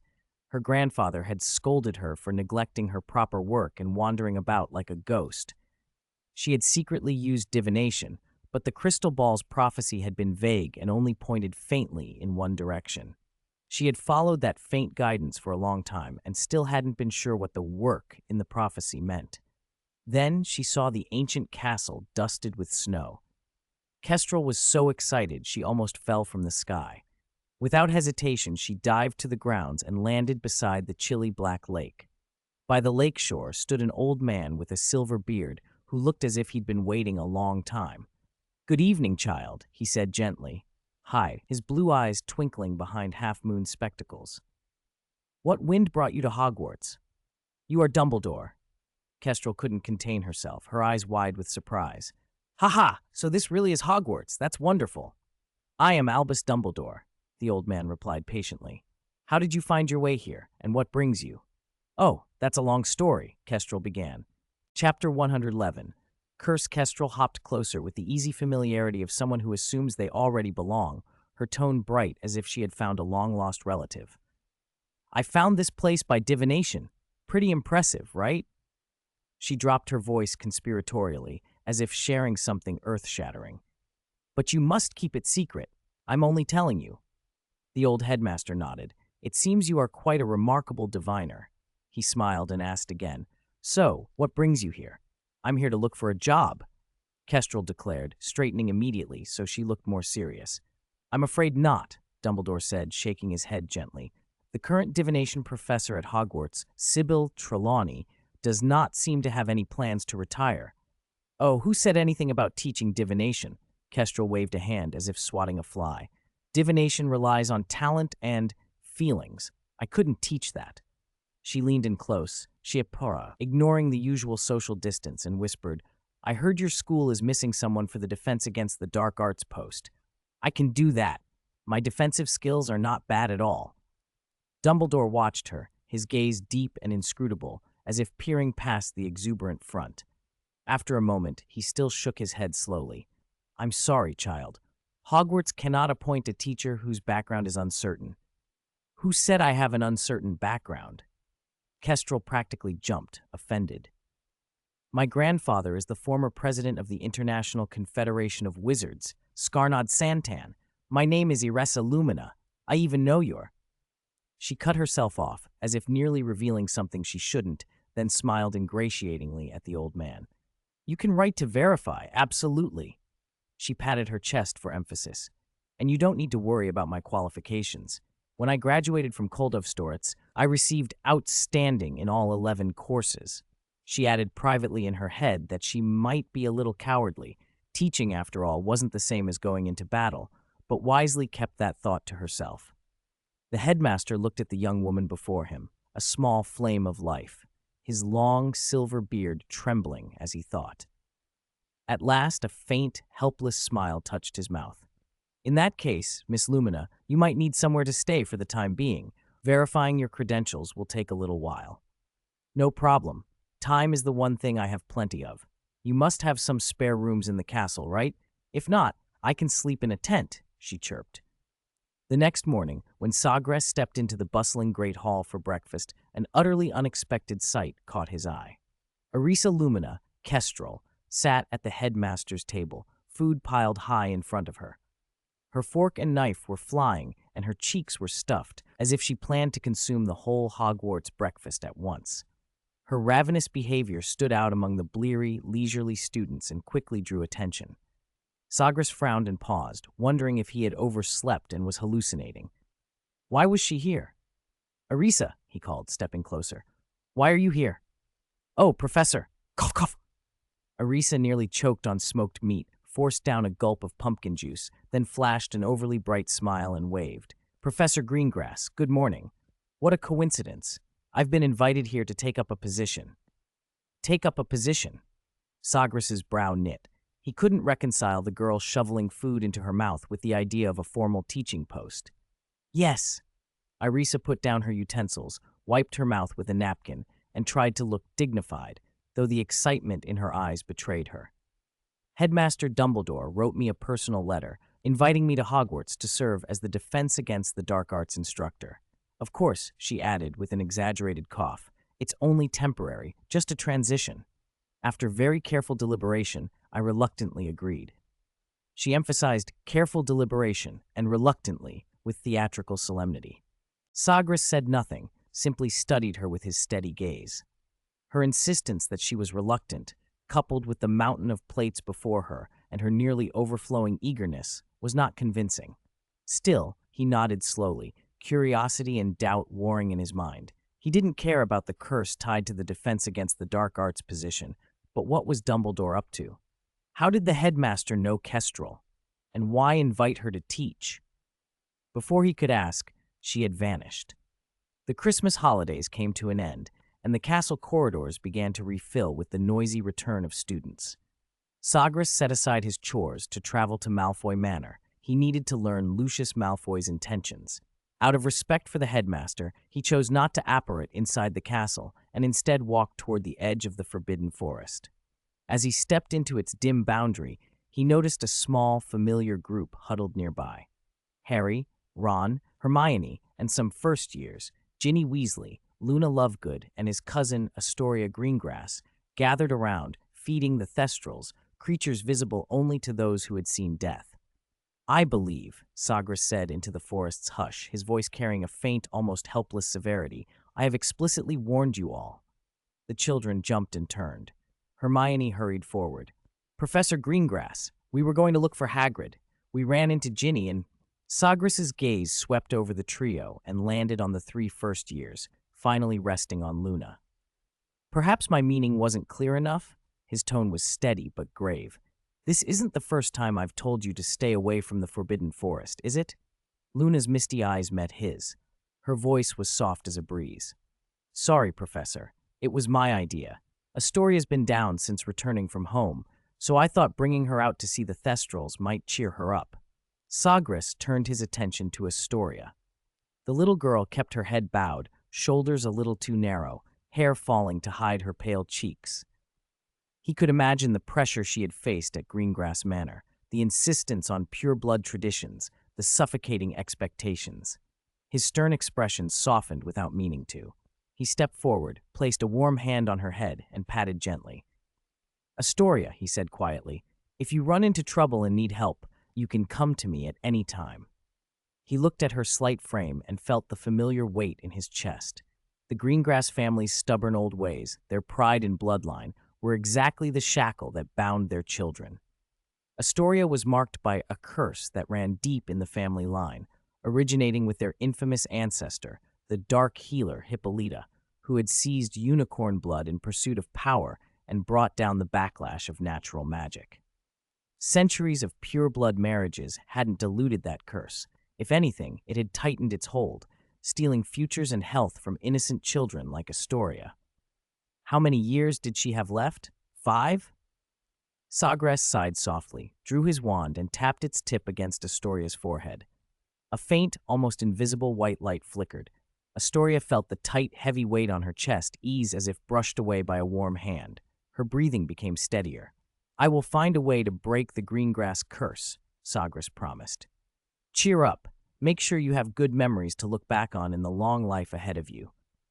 The little girl's head lifted, and for the first time a pure, grateful smile bloomed on her pale face, like sunlight after the first snowfall. Sagres turned his gaze back to Harry. Mr. Potter, come here for a moment. Not knowing what to expect, Harry followed the professor with a nervous heart to the edge of the Forbidden Forest, away from the others. Sagres looked at the thin boy known to the world as the Savior, and seeing the innocence still in those green eyes, felt a complex, indescribable emotion stir within him. He raised his wand slightly, and a domain of silence instantly enclosed the two of them. The soundless barrier cut off their voices.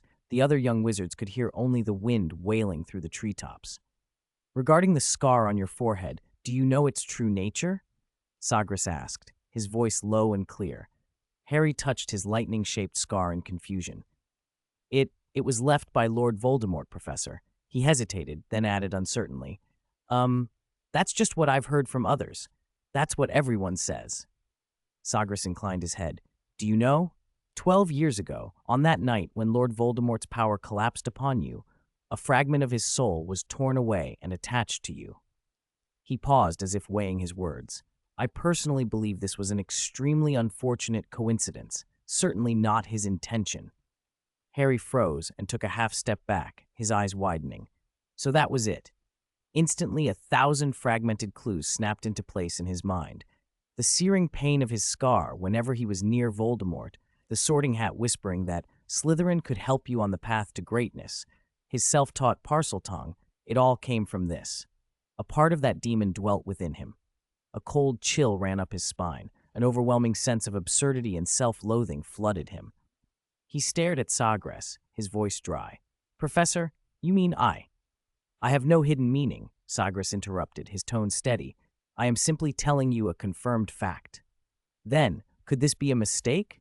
Harry asked, voice trembling with urgency. "He and I are mortal enemies. He killed my parents. How could I? How could I?" He could not finish, his stomach roiled. "Dumbledore and I both believe this judgment is correct," Sagres said evenly. "Of course I do not doubt your hatred for him. I said it was a cruel twist of fate, an accident." "Then, is there any way to get it out?" Harry looked up, a faint, desperate hope sparking in his eyes. He grabbed the professor's sleeve. "The thought that the soul of the man who killed my parents is living inside me makes me sick." For the first time, Sagres' voice held a barely audible sigh. He lowered his eyelids, then raised them again, fixing Harry with a steady gaze. "There is currently only one method." He paused. The air between them seemed to harden. "But it is cruel." "What method?" Harry leaned forward, eager. Sagres said nothing more. He simply watched Harry. In the professor's eyes, there was no further answer, only a deep, bottomless silence. From that almost compassionate stillness, Harry understood the unspoken, bone-chilling truth. The faint hope was snuffed out, leaving only cold. "Is it to kill me, Professor?" Harry asked, distracted. "Is that it?" "Yes, Potter," Sagres answered without evasion, nodding frankly. "As far as we know, that is the only way to remove it entirely." Then his tone shifted, giving a sliver of possibility. "But that may not always be true. Magic is always wondrous. Perhaps one day we will find a way to have both." Harry heard only the first part. He went rigid. His face went as pale as a painted wall, his mind blank with the single buzzing word, death. Then, seized by some desperate impulse, he lifted his chin, his green eyes filled with a hard calm. "Then kill me, Professor." That sudden, childlike declaration of martyrdom stunned Sagres. He turned, studying the 12-year-old as though seeing him for the first time. The pure, reckless courage was shocking, almost absurd. "Commendable courage," Sagres said, a ghost of a nod, "but killing you would be of no use." He met the boy's eyes and regained his usual calm. "Lord Voldemort himself would not die because this fragment is destroyed, and, most importantly," he paused and in his quietest tone spoke a cruel truth. "He cannot control you. The soul fragment is merely a helpless prisoner inside you. It will be forever trapped in your body, forced to watch as you make choices that enrage it, forced to watch you move toward the future it fears most. This is its eternal prison." Harry opened his mouth but could not make a sound. He had gathered all his courage to speak those terrible words. Images of his parents flashed through his mind, and Voldemort's cold description of their deaths. A moment before, scorching anger had almost consumed him. Yet the picture Sagres painted, his body as a prison for the fragment, brought a new, bitter clarity. He could live, fight, and perhaps even end Voldemort with his own hands, while the demon's peace could only look on helplessly. Wasn't that the most cutting, enduring vengeance? A punishment that lasted?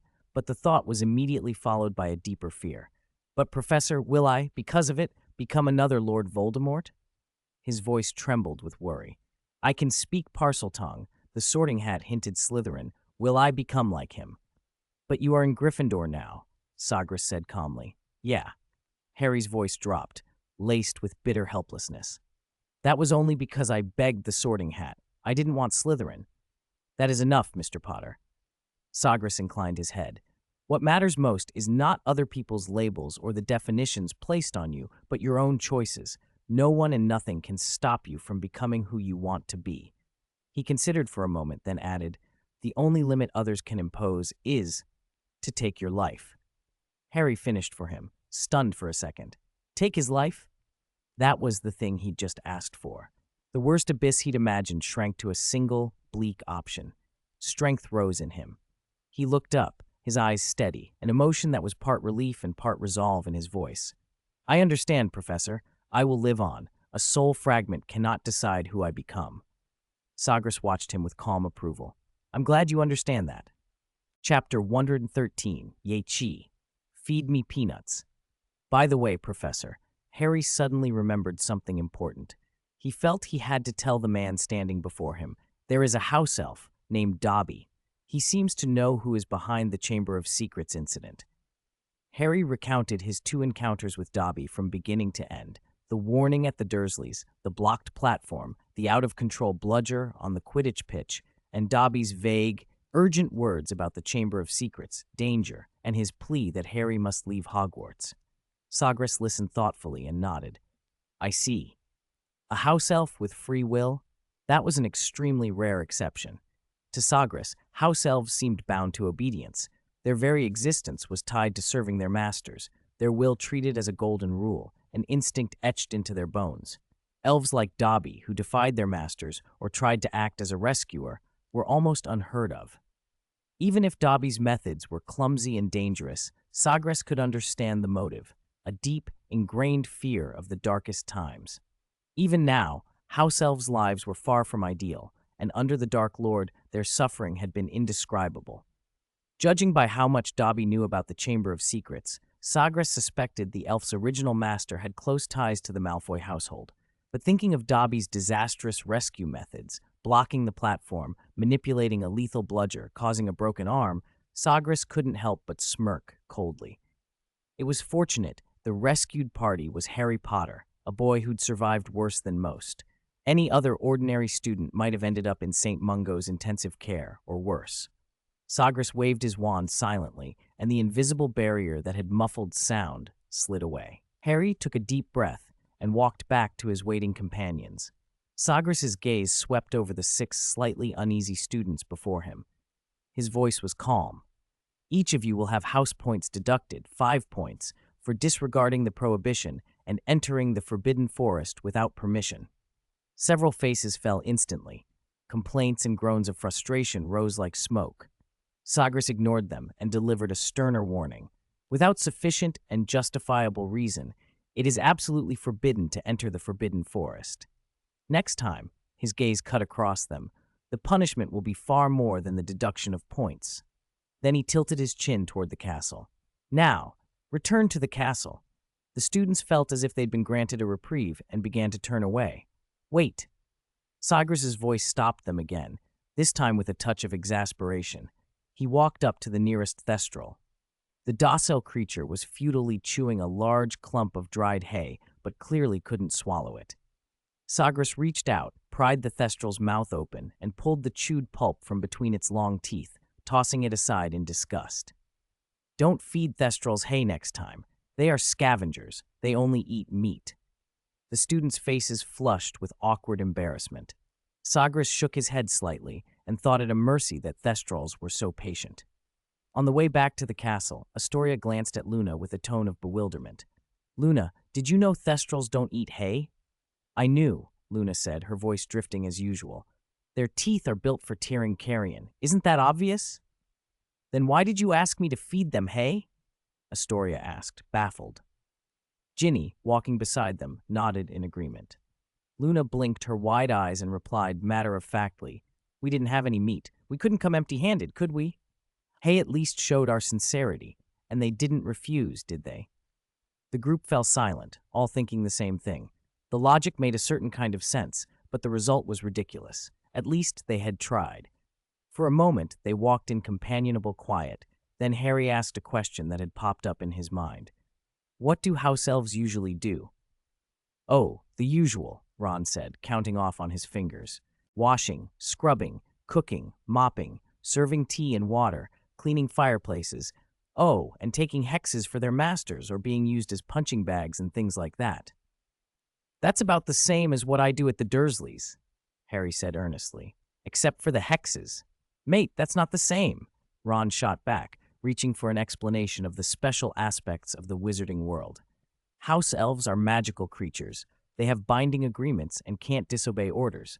Otherwise, they'll receive very severe punishment, the really miserable kind. Uh-huh, Harry nodded, his voice flat as if recounting the weather. I can't disobey orders either. Otherwise, Vernon would punish me with his belt. Also very miserable.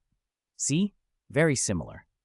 Ron opened his mouth, clearly about to explain the fundamental difference between magical contracts and human belts on a mystical level, but seeing Harry's utterly deadpan expression, he thought better of it and closed his mouth. I think that's wrong, Hermione said firmly. No one is born to be a slave. It's okay, Hermione, Harry waved a hand, assuming she was trying to comfort him. I'm used to it. Harry, Hermione startled as if propelled by indignation. Her eyes burned behind her glasses. I'm not comforting you. I'm condemning a corrupt social structure built on the exploitation of magical creatures. House elves should be paid, given holidays, and treated with basic respect. Right? Harry blinked, taking a second to process the grand proposal. Then he shrugged. That sounds complicated, but honestly, if all house elves were free, my situation might improve a little too, right? His friends looked at him with sympathetic expressions, their lips moving as if to comfort him, but for a moment, no one found the right words. The conversation drifted toward familiar topics as they crunched through the snow back to the castle, from the miserable world of house elves to the professor they'd just met. Have you seen the notice board? Harry asked casually. Professor Greengrass is taking over the dueling club twice a week to train practical combat skills. Looking forward to that, Ron said happily. Finally, no more of that show-off Lockhart. Seriously, why do you think the professor ran out into the Forbidden Forest in this weather? Maybe looking for teaching materials, Hermione suggested uncertainly, thinking of the flobberworm from their last practical class. Her voice dropped a little. Ron nodded, accepting Hermione's theory without question. By the way, Hermione, Harry asked, turning to her, what exactly does Professor Greengrass teach in practicals? Mostly extended applications of spells, Hermione said vaguely. Must be very interesting. Pity we don't get a chance to audit. Do first years have a chance to take Professor Greengrass's class? Ginny cut in from the side. Of course, Hermione glanced at her. But you'll have to get Professor McGonagall's written permission first. What do you think? Ginny asked Luna and Astoria, eager. I'm going to try. Everyone says you can learn a lot of useful things in Professor Greengrass's lessons. Chapter 114, Malfoy Manor. For a heartbeat, the air seemed to freeze. Then Sagres tore through the anti-apparition wards of Malfoy Manor as if they were paper and appeared in a single silent motion on the immaculate lawn. The ancient house looked oddly forlorn in the evening light, as if anticipating the doom of its master. He had been here once before, 2 years earlier, but that visit had been brief. Lucius had not even allowed him through the door. This time Sagres had no intention of knocking. Dobby the house elf shrieked, his round eyes bulging. A wizard who could ignore the manor's defenses and apparat straight in was a force beyond any house elf's comparison. Sagres glanced at the cowering creature and asked in a flat voice, You are called Dobby?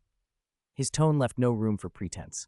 Where is Lucius? Dobby trembled and stammered. Good goodness, our respected Mr. Greengrass, Master he. You know me? Sagres noted the elf's reaction without surprise. Oh, of course, respected Mr. Greengrass. Dobby bowed low, voice shaking. All house elves know of your deeds, sir. Are you looking for Master? Dobby will go and notify him at once. No need.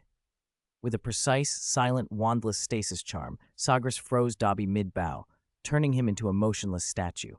He walked straight up the gravel path toward the manor's porch. His boots sounded heavy and inexorable. Narcissa Malfoy stood on the porch, pale and anxious. either to get some air or to see what had caused Dobby's scream. When she saw the figure cutting across the light, radiating a cold, implacable presence, terror replaced her worry. Her blood seemed to stall. Professor Greengrass. Her voice was barely audible as she took an involuntary step back. How did you? Mrs. Malfoy. Sagres inclined his head with the courtesy of a gentleman, but none of its warmth. I am here to see your husband. Where is he? Narcissa's face drained of color, lips trembling. Sir, I beg you, Lucius, he only made a foolish mistake. He didn't mean for this to happen. He really didn't. Even Draco, our poor Draco.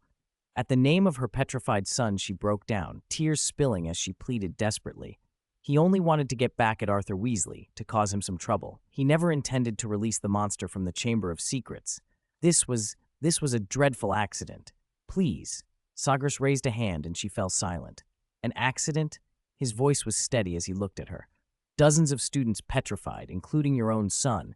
Mrs. Malfoy, do you think the word accident can carry such consequences? He stepped forward. The pressure of his presence made Narcissa gag for breath. Where is he?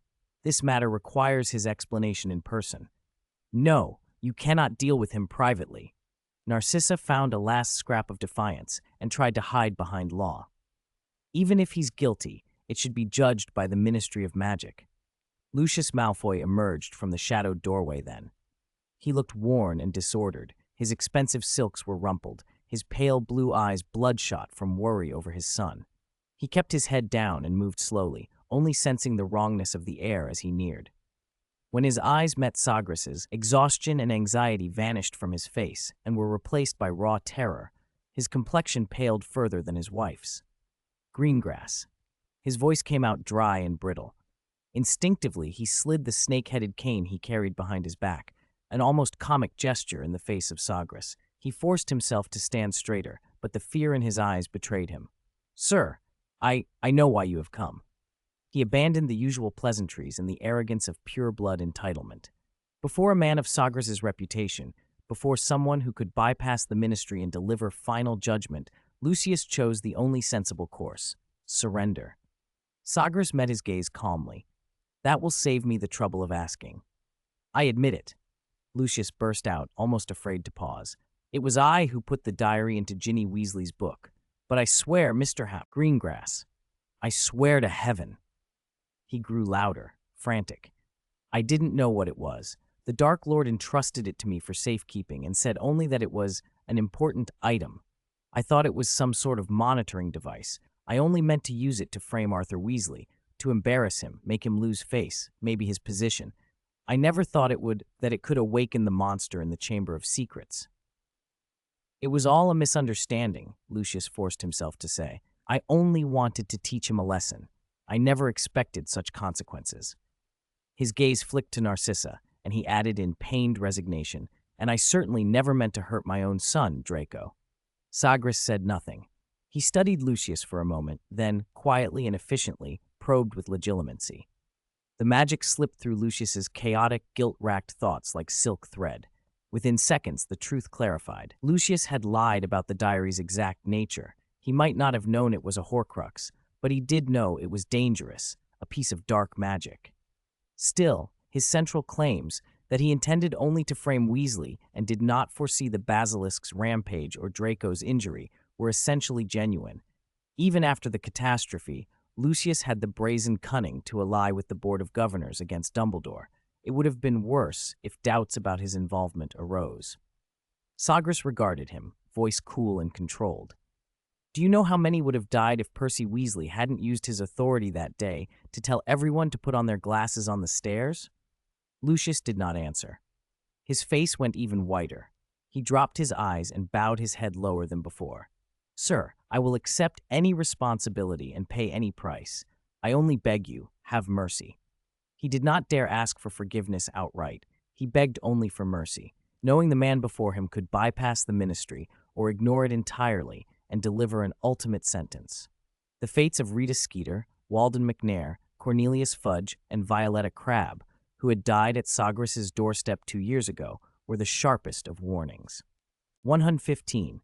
Is Dobby free? Is Dobby free?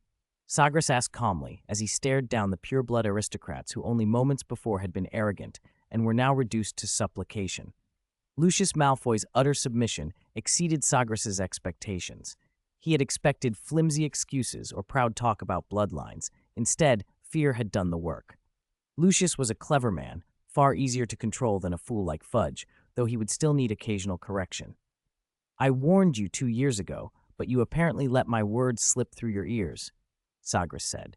"Sir, we didn't," Lucius began, but Sagres cut him off with a shake of his head.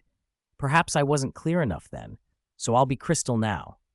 He swept an indifferent gaze over them and spoke in a voice that made the room feel colder.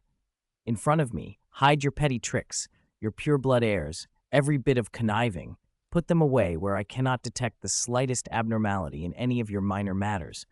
Otherwise, I will not hesitate to reduce the 28 sacred families to 18 or 8. Silence pressed on them like a physical weight. "And Lucius," he added quietly, "you should be grateful that no one died because of this." Sagres' eyes flicked from Dobby, rigid at their side, to Narcissa's stifled sobs, and finally to Lucius's pale face. "If a child had died because of your stupidity, even if that child had been Draco, then your fate would match Violetta Crabbe's, a footnote in the Ministry's death records. Malfoy Manor would be regarded as nothing more than a historical name." There was nothing but the sound of Narcissa's restrained crying. Lucius's whole body was tense, cold sweat soaking the silk of his back. Sagres did not shout. He did not need to. He had said enough that the threat was unquestionable. "I understand entirely, sir," Lucius rasped, his voice dry and shaking. He bowed low, his noble composure crumpled beneath the weight of survival. "Thank you for your mercy. House Malfoy will remember your admonition." Sagres's attention moved from the shaken Malfoys to the house elf standing at the edge of the room. He regarded Dobby silently, and something like interest flickered across his face. In the wizarding world there were rumors that house elves had descended from a subterranean humanoid race called the Earth Vein Elves, gifted in earth magic, builders of cave civilizations. Their ruins were said to be sealed in the Egyptian ministry's vaults. During the Metal War in the 3rd century BCE, that race had been wiped out. Survivors had been sold by goblins to wizards as collateral. Medieval wizards, through cruel alchemy, had forced loyal and shame-bound traits into their descendants, creating generations of subservient house elves. Over centuries, their ancestral craft had been lost. All that remained was a vaguely familiar appearance and unnaturally long lives. More tragically, thousands of years of enslavement had carved servility into their souls. Today's house elves were, to all intents and purposes, breathing instruments of labor. "This house elf, called Dobby," Sagres said in a low voice, breaking the hush. "He belongs to you, Lucius. From now on, he is your property." Lucius did not hesitate. He decided without a second's delay. Sagres snapped his fingers crisply. The sound was like a final seal. The invisible bonds that had bound Dobby unraveled, and the house elf collapsed to the floor with a faint thud. "You may refuse," Sagres said flatly, looking down at Dobby. Dobby raised his large tennis ball eyes, trembling as he looked toward his new master. Yet his peripheral gaze flicked involuntarily back to Lucius. The cold warning in Lucius's eyes was unmistakable. "Refuse, and your life will be worse than death." Dobby's small body shook. He bowed deeply, his voice barely more than a whisper, a sound full of resignation. Dobby will obey," Sagres nodded. Then, as abruptly as he had arrived, he vanished, taking the newly freed, or merely transferred, Dobby with him. Malfoy Manor fell back into a stunned silence, leaving only a pure-blood couple cowed by fear. After Sagres brought Dobby to the safe house deep in the Forbidden Forest, he paid the house elf little direct attention. What had interested him in the Malfoys' drawing room had been the magical origin of house elves, not a new pursuit, but one he intended to pursue far more deeply. Previous investigations had improved his wordless, wandless casting. Now he wanted to probe the root mysteries. To Dobby, Sagres' silence felt like the prelude to judgment. The elf's heart was lodged in his throat. Every tremor of his body magnified the sins he feared he had committed. The schemes to keep Harry Potter from returning to Hogwarts, the blocked platform, the intercepted letters, each a violation of a house elf's duty in his mind. Had the notorious Mr. Greengrass, Sagres was rumored to be ruthless, even to the point of killing pure-blood wizards, requested Dobby from Lucius specifically to punish him? The thought of it made Dobby's large eyes fill with tears of terror. He imagined severe penalties, perhaps disappearance. But Sagres did no such thing. He left Dobby in the little cabin, seemingly forgetting him. The safe house was small and spare, only a table and a few chairs, so empty it felt unnerving. No hearth to stoke, no kitchen to bustle in, no garden to tend. Dobby felt like an old thing set aside, stripped of purpose. Anxiety gnawed at him. In the end, he poured all his misdirected loyalty and frantic energy into the only things before him. He scrubbed the wooden table and chairs over and over until the wood shone so brightly it nearly reflected his anxious face, as if the act of cleaning could stave off the suffocating idleness and the unknown fate that awaited him. The 2-week Christmas holiday was over, and the young wizards were about to begin the second semester. It was already dark when Sagres returned to Hogwarts. That night, the Great Hall was brightly lit for the new term's feast. Sagres had received a special summons from Professor McGonagall. He was to attend without fail because a new colleague was joining the staff. He knew who the new colleague was: Kestrel. She'd only graduated a few years ago and didn't have the battle record of some older professors, but she was more than capable of teaching. She preferred not to fight, but her defensive magic and evasive techniques were exceptional, and now that her wand was truly attuned to her, she could cast powerful protection spells. Sagres guessed, with a faint smile, that Kestrel's restless streak would probably see her move on by next year. The 4 house tables were full of students, and the staff table looked suitably solemn. Headmaster Dumbledore rose, clapped softly, and the chatter died down. His silver beard trembled as he smiled kindly. "Time flies," he said. "I hope you all had a pleasant Christmas. In the blink of an eye, half the school year has passed, and I hope the holiday hasn't emptied your heads of last term's lessons." There was a ripple of laughter. Dumbledore continued, with a touch of regret. "As you know, some events last semester left our former Defense Against the Dark Arts professor, Gilderoy Lockhart, in need of care at St. Mungo's. To avoid delaying your studies, we have invited a new professor to take the post." He gestured toward the staff table. Kestrel, who sat beside Sagres, released Loctis the raven, the bird she'd been trying to hold down while forcing a cup of drink into its beak and peppering it with questions, and stood in a brisk whoosh. With effortless poise, she introduced herself. "Hello, I'm Arisa Lumina, a graduate of Koldov Storet's magic school. It is a great honor to be your Defense Against the Dark Arts professor. I look forward to a productive semester together." She curtsied, sat down, and polite applause filled the hall. "She doesn't look much older than us," Percy Weasley muttered to his companion, frowning. "I hope she's not another Lockhart." "What's Koldov Storet's?" Harry asked Ron and Hermione. "Another school?" "Yes," Hermione answered quickly. "It's a wizarding school in Russia. I once heard their Quidditch is played in trees." "Riding trees?" Ron and Harry gaped at the slim woman at the staff table. "She looks less like a tree and more like a twig." "Shh, she's looking over here," Hermione hissed, lowering her voice. "Take it seriously. She's not Lockhart. Look at her. She's handled that raven without trouble. The defense post isn't an easy one." "Where do you get that from?" Ron grumbled. "She seems barely older than us." "Have you seen anyone hold Loctis down like that?" Hermione retorted. "She's confident. Defense Against the Dark Arts needs that. It's not just showmanship." Dumbledore said a few more words and announced the start of the feast. Platters of food appeared, and the students dug in. Sagres cast a subtle silence field around their table to muffle the surrounding noise. He glanced at Kestrel. "Have you decided what you'll teach?" "Of course," she said between bites of pudding, confident and slightly muffled. "Wait and see. I'll surprise you." Sagres narrowed his eyes. He was not fond of surprises. "How will you teach?" he prodded. Kestrel gave him a conspiratorial wink. "I can't tell you that. We're colleagues now. Professional secrets," she teased, looking mischievous. The sly smile and the sparkle in her eyes set something on edge inside him. By noon the next day, Sagres found out what her secret was. Kestrel led the fourth-year students from Gryffindor and Slytherin out of the castle into the snowbound grounds and announced a most unusual lesson. A castle snowman battle royale. First, the students were to build the tallest snowmen they could. They took to it eagerly, and soon, two towering figures stood where the students had been working. Then Kestrel waved her wand and barked, "Snowmen, attack!" The two snow giants blipped to life and attacked without hesitation. Under Kestrel's control, they hurled huge magically enhanced snowballs at the students, swung massive round limbs, and conjured enormous snow bombs. Worse, the enchanted snowballs curved slightly in flight, tracking targets. For a while, the fourth years ran wild, covering their heads as the two nearly 3-meter-tall snowmen lumbered about like mobile fortresses, rolling through drifts and chasing students even into the castle grounds.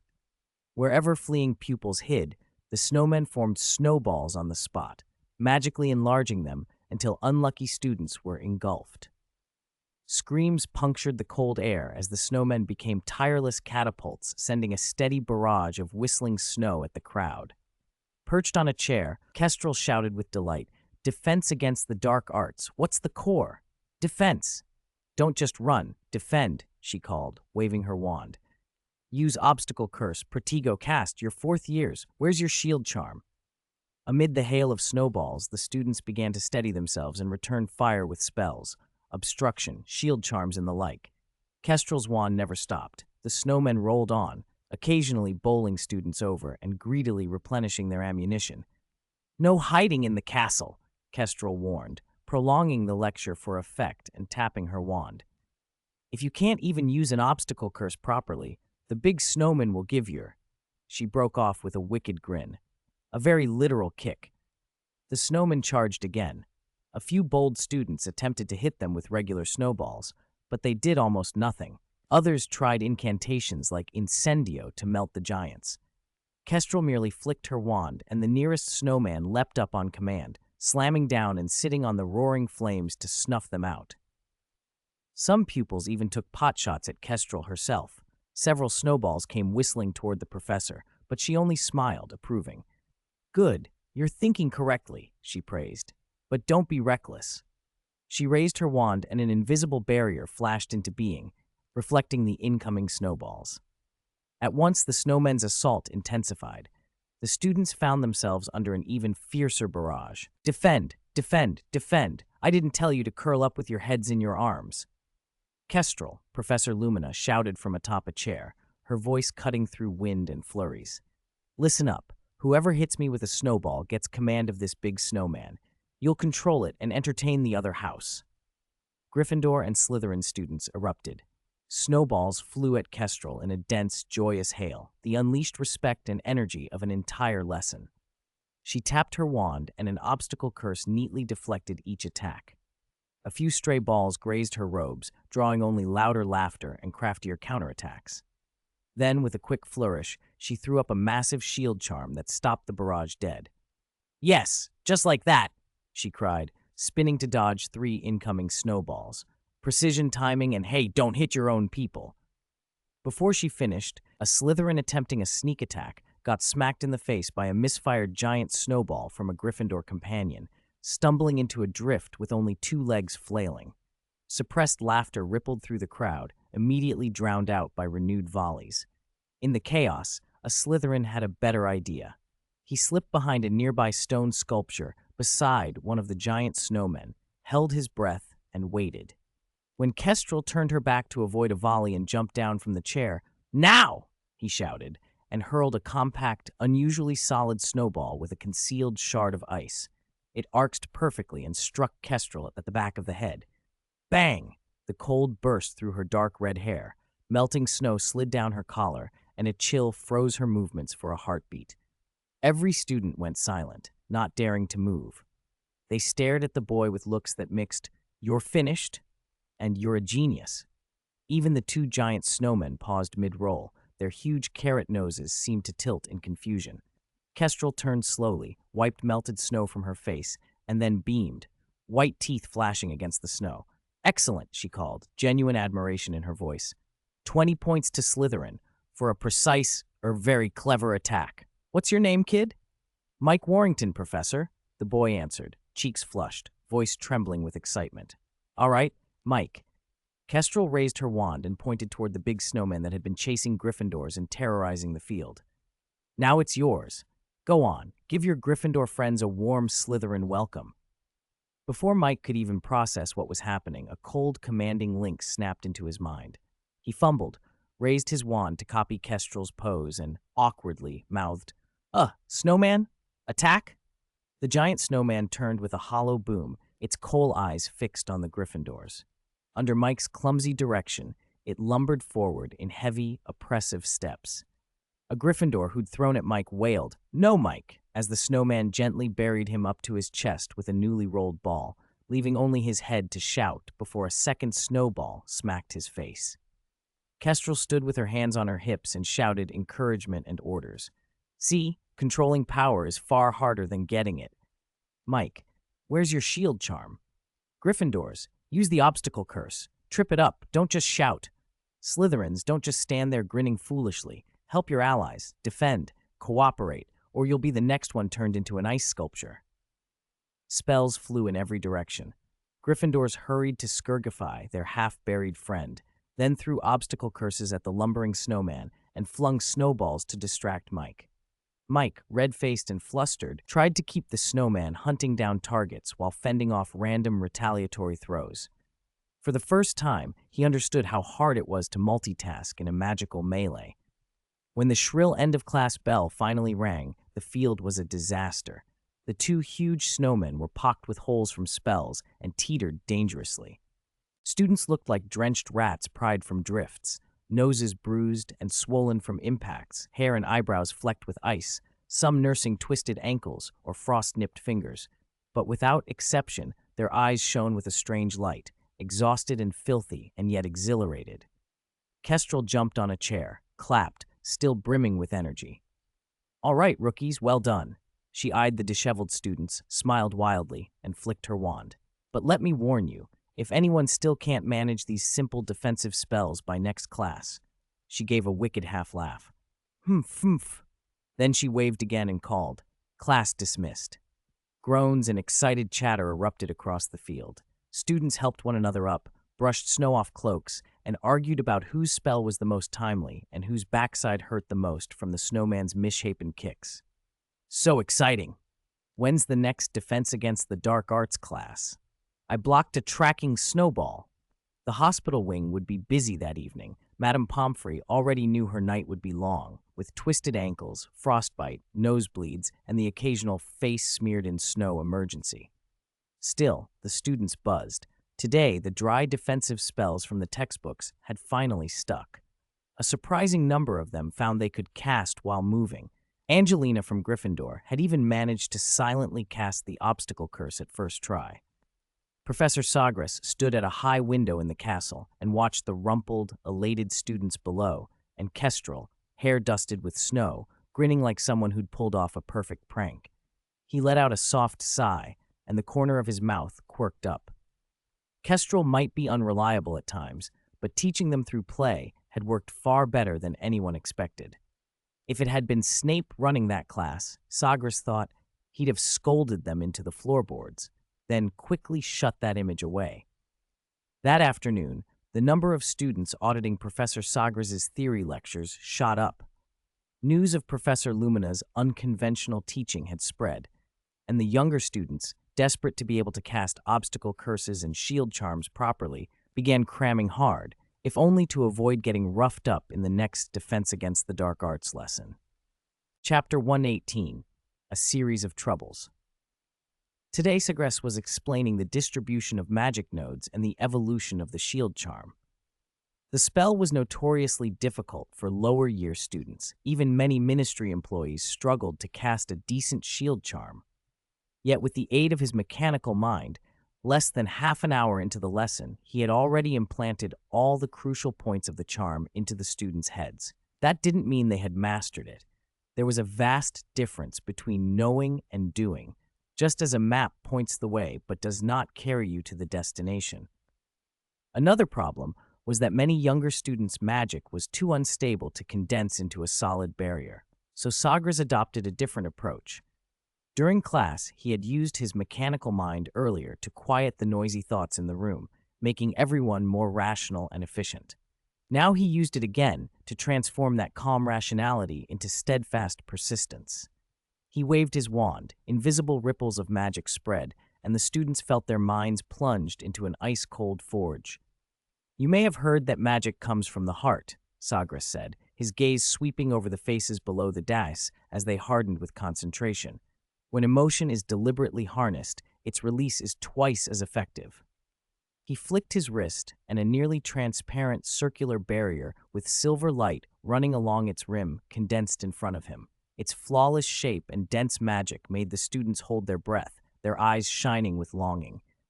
"Then what you need now is not absolute calm, but unwavering resolve." He dispelled the circle and turned back to them. Their determination burned bright.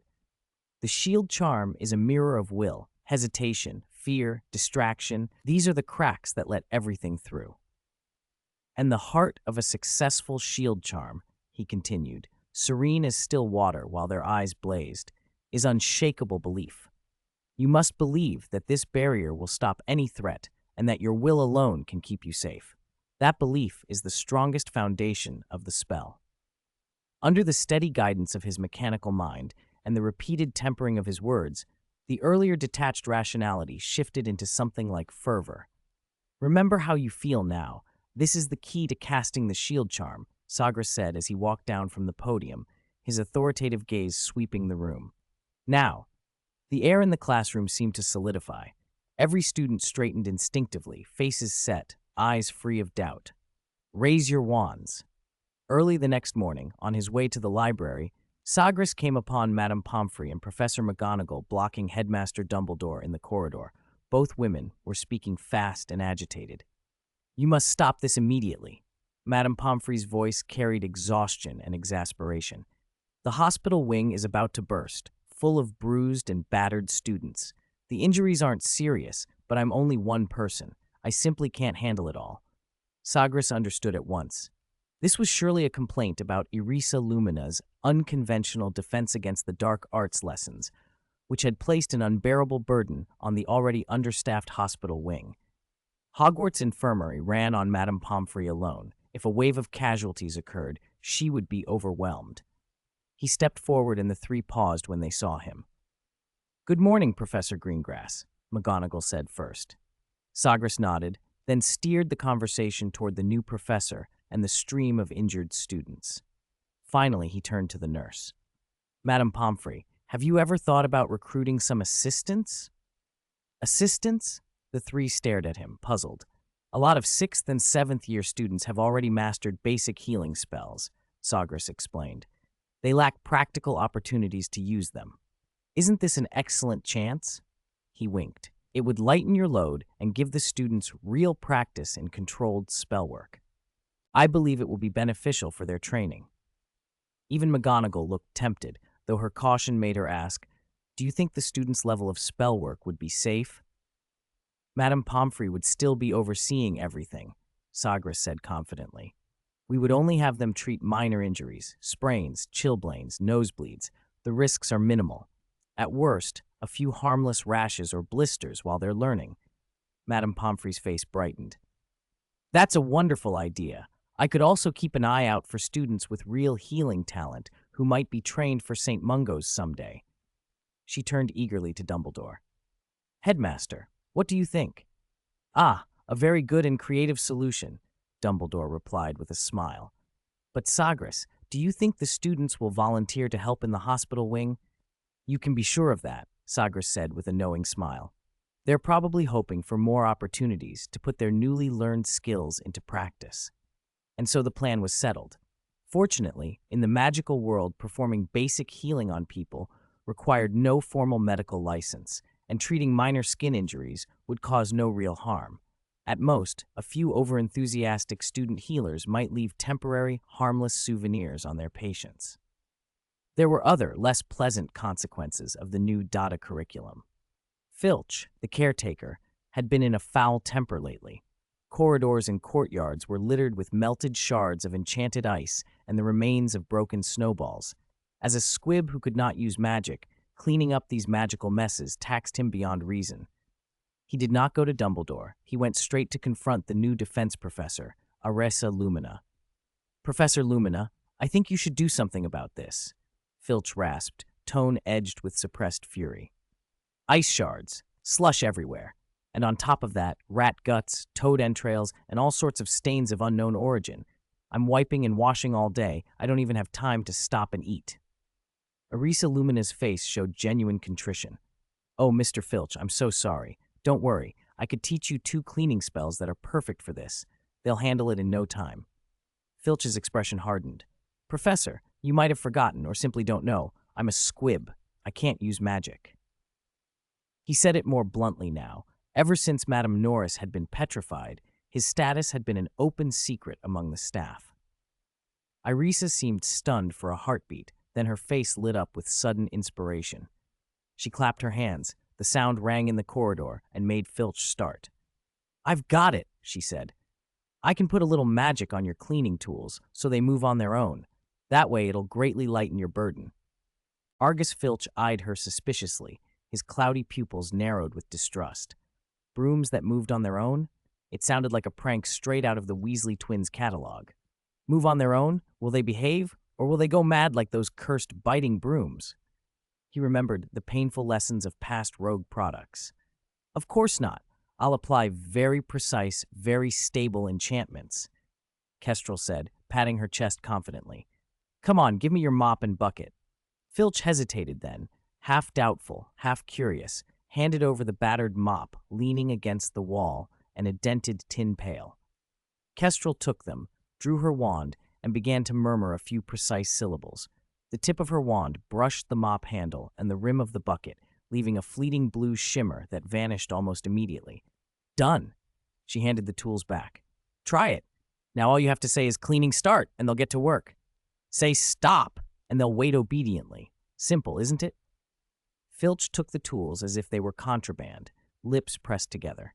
He gripped the mop handle and looked about, settling his gaze on a stubborn patch of mud flecked with ice nearby. Clearing his throat, his tone half sacred and half skeptical, he whispered, Clean! Cleaning start! The mop in his hands convulsed as if waking to life. It flopped into the bucket with a wet plop, soaked its strands, then sprang out and darted at the stain, scrubbing in brisk, efficient strokes. The tin pail gurgled. The water inside seemed to be drawn away and purified as if by an invisible sponge. Filch stared, dumbstruck. The mop he'd used for years was working circles around him, tirelessly and far more effectively than he ever had. For the first time, his usually sour face registered something like astonishment, and even, quite faintly, relief. Maybe this eccentric new professor really did have a few tricks worth trusting. Kestrel stood with her hands on her hips, pleased. Well, feeling better, Mr. Filch? Filch didn't answer right away, studying the unusually animated mop as if it were some new puzzle of the magical world. Then he gave a slow, reluctant nod and a soft grunt. At least this beat doing it alone, so long as they didn't decide to roam the castle at midnight. Kestrel brightened, remembering one more detail. Oh, right. They'll need a recharge once a week. If you can't manage it, come see me. Thank you, Miss Lumina. Filch's voice was stiff but friendlier than usual. You're welcome. It was my pleasure, Kestrel said, waving him off. Goodbye, Mr. Filch. The dueling club met Wednesday and Saturday afternoons in the Great Hall, though the venue could be changed for special needs. For the first class, Sagres planned to focus on 3 practical, relatively simple spells: Expelliarmus, Stupefy, and Petrificus Totalis. Their effects were immediate. They were safer than more dramatic curses, and they taught fundamentals every duelist needed. That, however, raised a practical problem. The hall held students from many years. Older students might already be proficient and find the lesson beneath them. First years might not even be steady enough with a wand to manage basic casting. Sagres wasn't overly worried.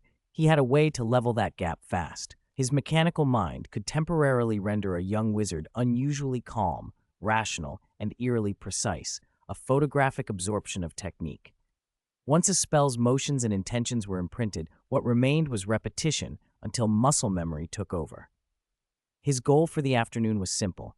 Every student in the Great Hall, whatever their year, should be able to cast those 3 spells at the end of the session. It sounded ambitious, but to Sagres, it was achievable. On Wednesday, the Great Hall had been extended by an undetectable extension charm into a wide, polished practice floor. The oak gleamed in the afternoon light pouring through the windows. The room buzzed with excitement and nerves as students in different house robes clustered and whispered about Professor Greengrass and the dueling club. They still remembered the last duel, Sagres' composed presence, Snape's grim flexibility, Lockhart's exemplary failure, and it had made them quieter, more attentive. The Chamber of Secrets had left everyone with jangled nerves and new wariness. All the professors were present, even Snape. Kestrel, having heard rumor of Sagres' recent display, kept peppering Snape with questions, oblivious to his increasingly dark expression. "Tell me more, Professor Snape, and then what happened?" she pressed, leaning close until her curious eyes nearly touched his face. Snape's scowl deepened. He discreetly cast a muffliato on himself. The nearby professors covered their smiles at the sight. Sagres arrived on time. He wore a well-tailored dark gray robe that made him look taller and straighter than usual. He swept his calm gaze across the room, and the noise diminished almost at once. "Good afternoon." His voice wasn't loud, but it carried to every corner and had a calming authority. "Welcome to the Dueling Club. The purpose of this class is simple, to teach you to survive real conflict. Therefore, we will discard flashy performative spells. In short, here you will learn one thing: survival." Taken in by his calm, measured words, and still feeling the aftershocks of recent dangers, the students fell quiet. Sagres lifted his wand. Without uttering a word, the tip bloomed with a cold blue light that spread like fine silk thread and touched the foreheads of every student.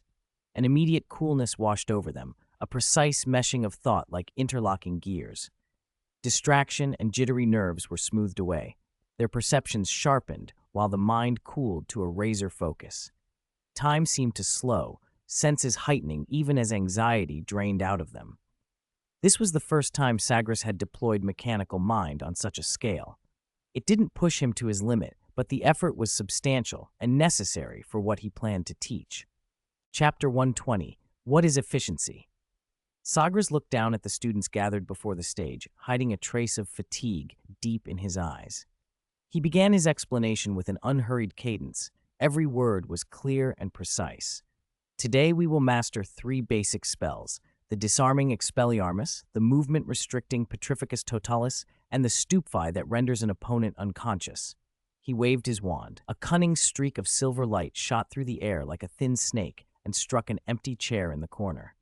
The students gasped as the chair twisted and reformed, becoming in an instant an armored knight wielding a gleaming longsword. It lumbered across the oak floor, shoved aside bystanders, and charged straight at Sagres.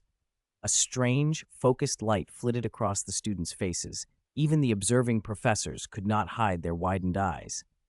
"Expelliarmus!" Sagres thrust his wand forward sharply. A fierce red beam hit the knight true. The longsword flew from its gauntleted hand with a clang, spinning through the air. "Key points: clear target, firm intention," Sagres explained. "Imagine the opponent's weapon as a foreign object to be stripped away. Concentrate your magic to burst at a single point rather than dispersing it." He flicked his wand again. "Petrificus Totalis!" A gray-white beam struck the knight, and its charging posture froze instantly, like a statue of iron, rigid and immobile. The key to Petrificus Totalis is the purity and intensity of the blocking intention. Imagine magic seeping into the target like frost, solidifying their limbs. Then Sagres brought his wand down in a crisp, decisive slash. Stupefy! A thick column of blue light slammed into the petrified knight. The suit of armor flew backward and crashed to the floor, motionless. "This spell requires a clear termination will," he said. "The force must be heavy, like a sledgehammer. At the same time, maintain stability in your output. It's not about brute force alone." He spent the next minutes dissecting every nuance: the subtle changes in lip shape for each incantation, the exact angle of wrist movement, the delicate path of magic through the body, and the unique sensation when will and magic lock together and a spell succeeds. He imprinted those details into the students' highly receptive minds. They absorbed everything greedily, like precise instruments set to a single task. Cold, efficient focus shone in their eyes. Half an hour later, Sagres lowered his wand. Theoretical instruction complete. His clear, cool voice eased them back from that state of intense concentration. Now, practical application. He waved, and a row of heavy oak chairs at the edge of the great hall shifted into practice dummies clutching short wooden sticks. They stepped stiffly apart and dispersed across the hall. Pair up, two to a group. Start with Expelliarmus, taking turns. Concentrate and follow the key points I gave you. I will patrol and guide. Red lights began to flicker as hundreds of imperfect incantations rose at once. Expelliarmus!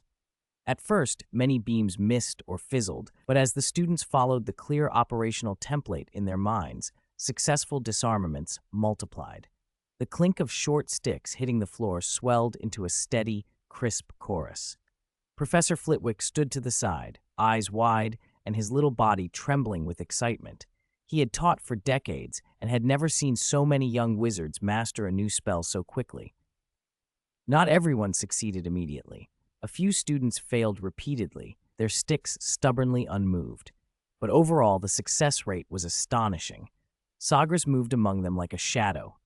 When he saw a mistake, he stopped and offered concise pointers or called on a nearby student to point out the error.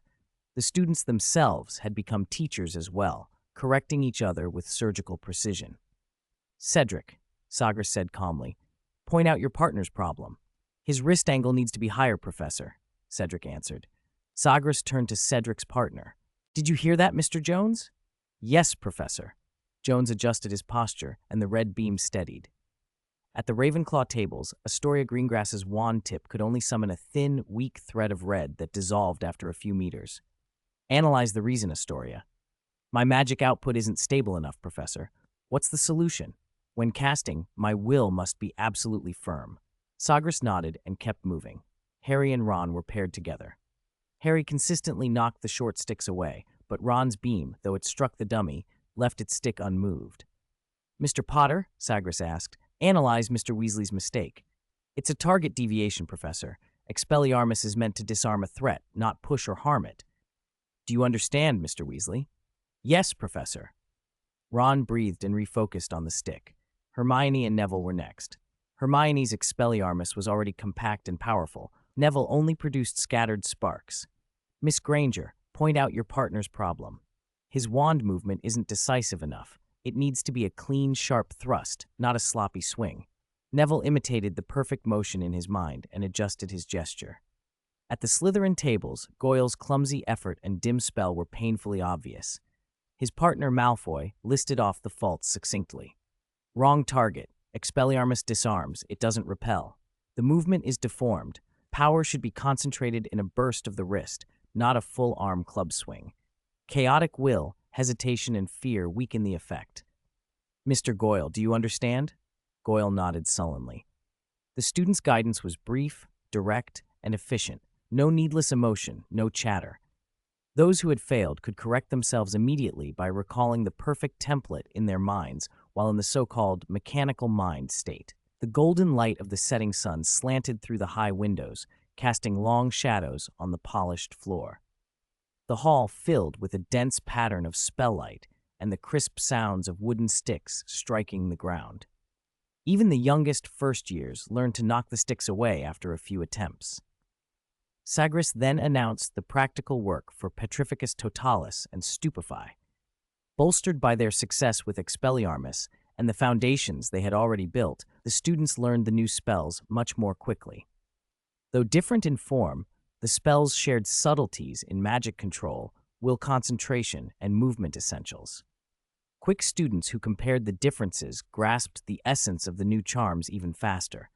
Some who had struggled with Expelliarmus recognized past errors while practicing the other spells and corrected themselves on the spot.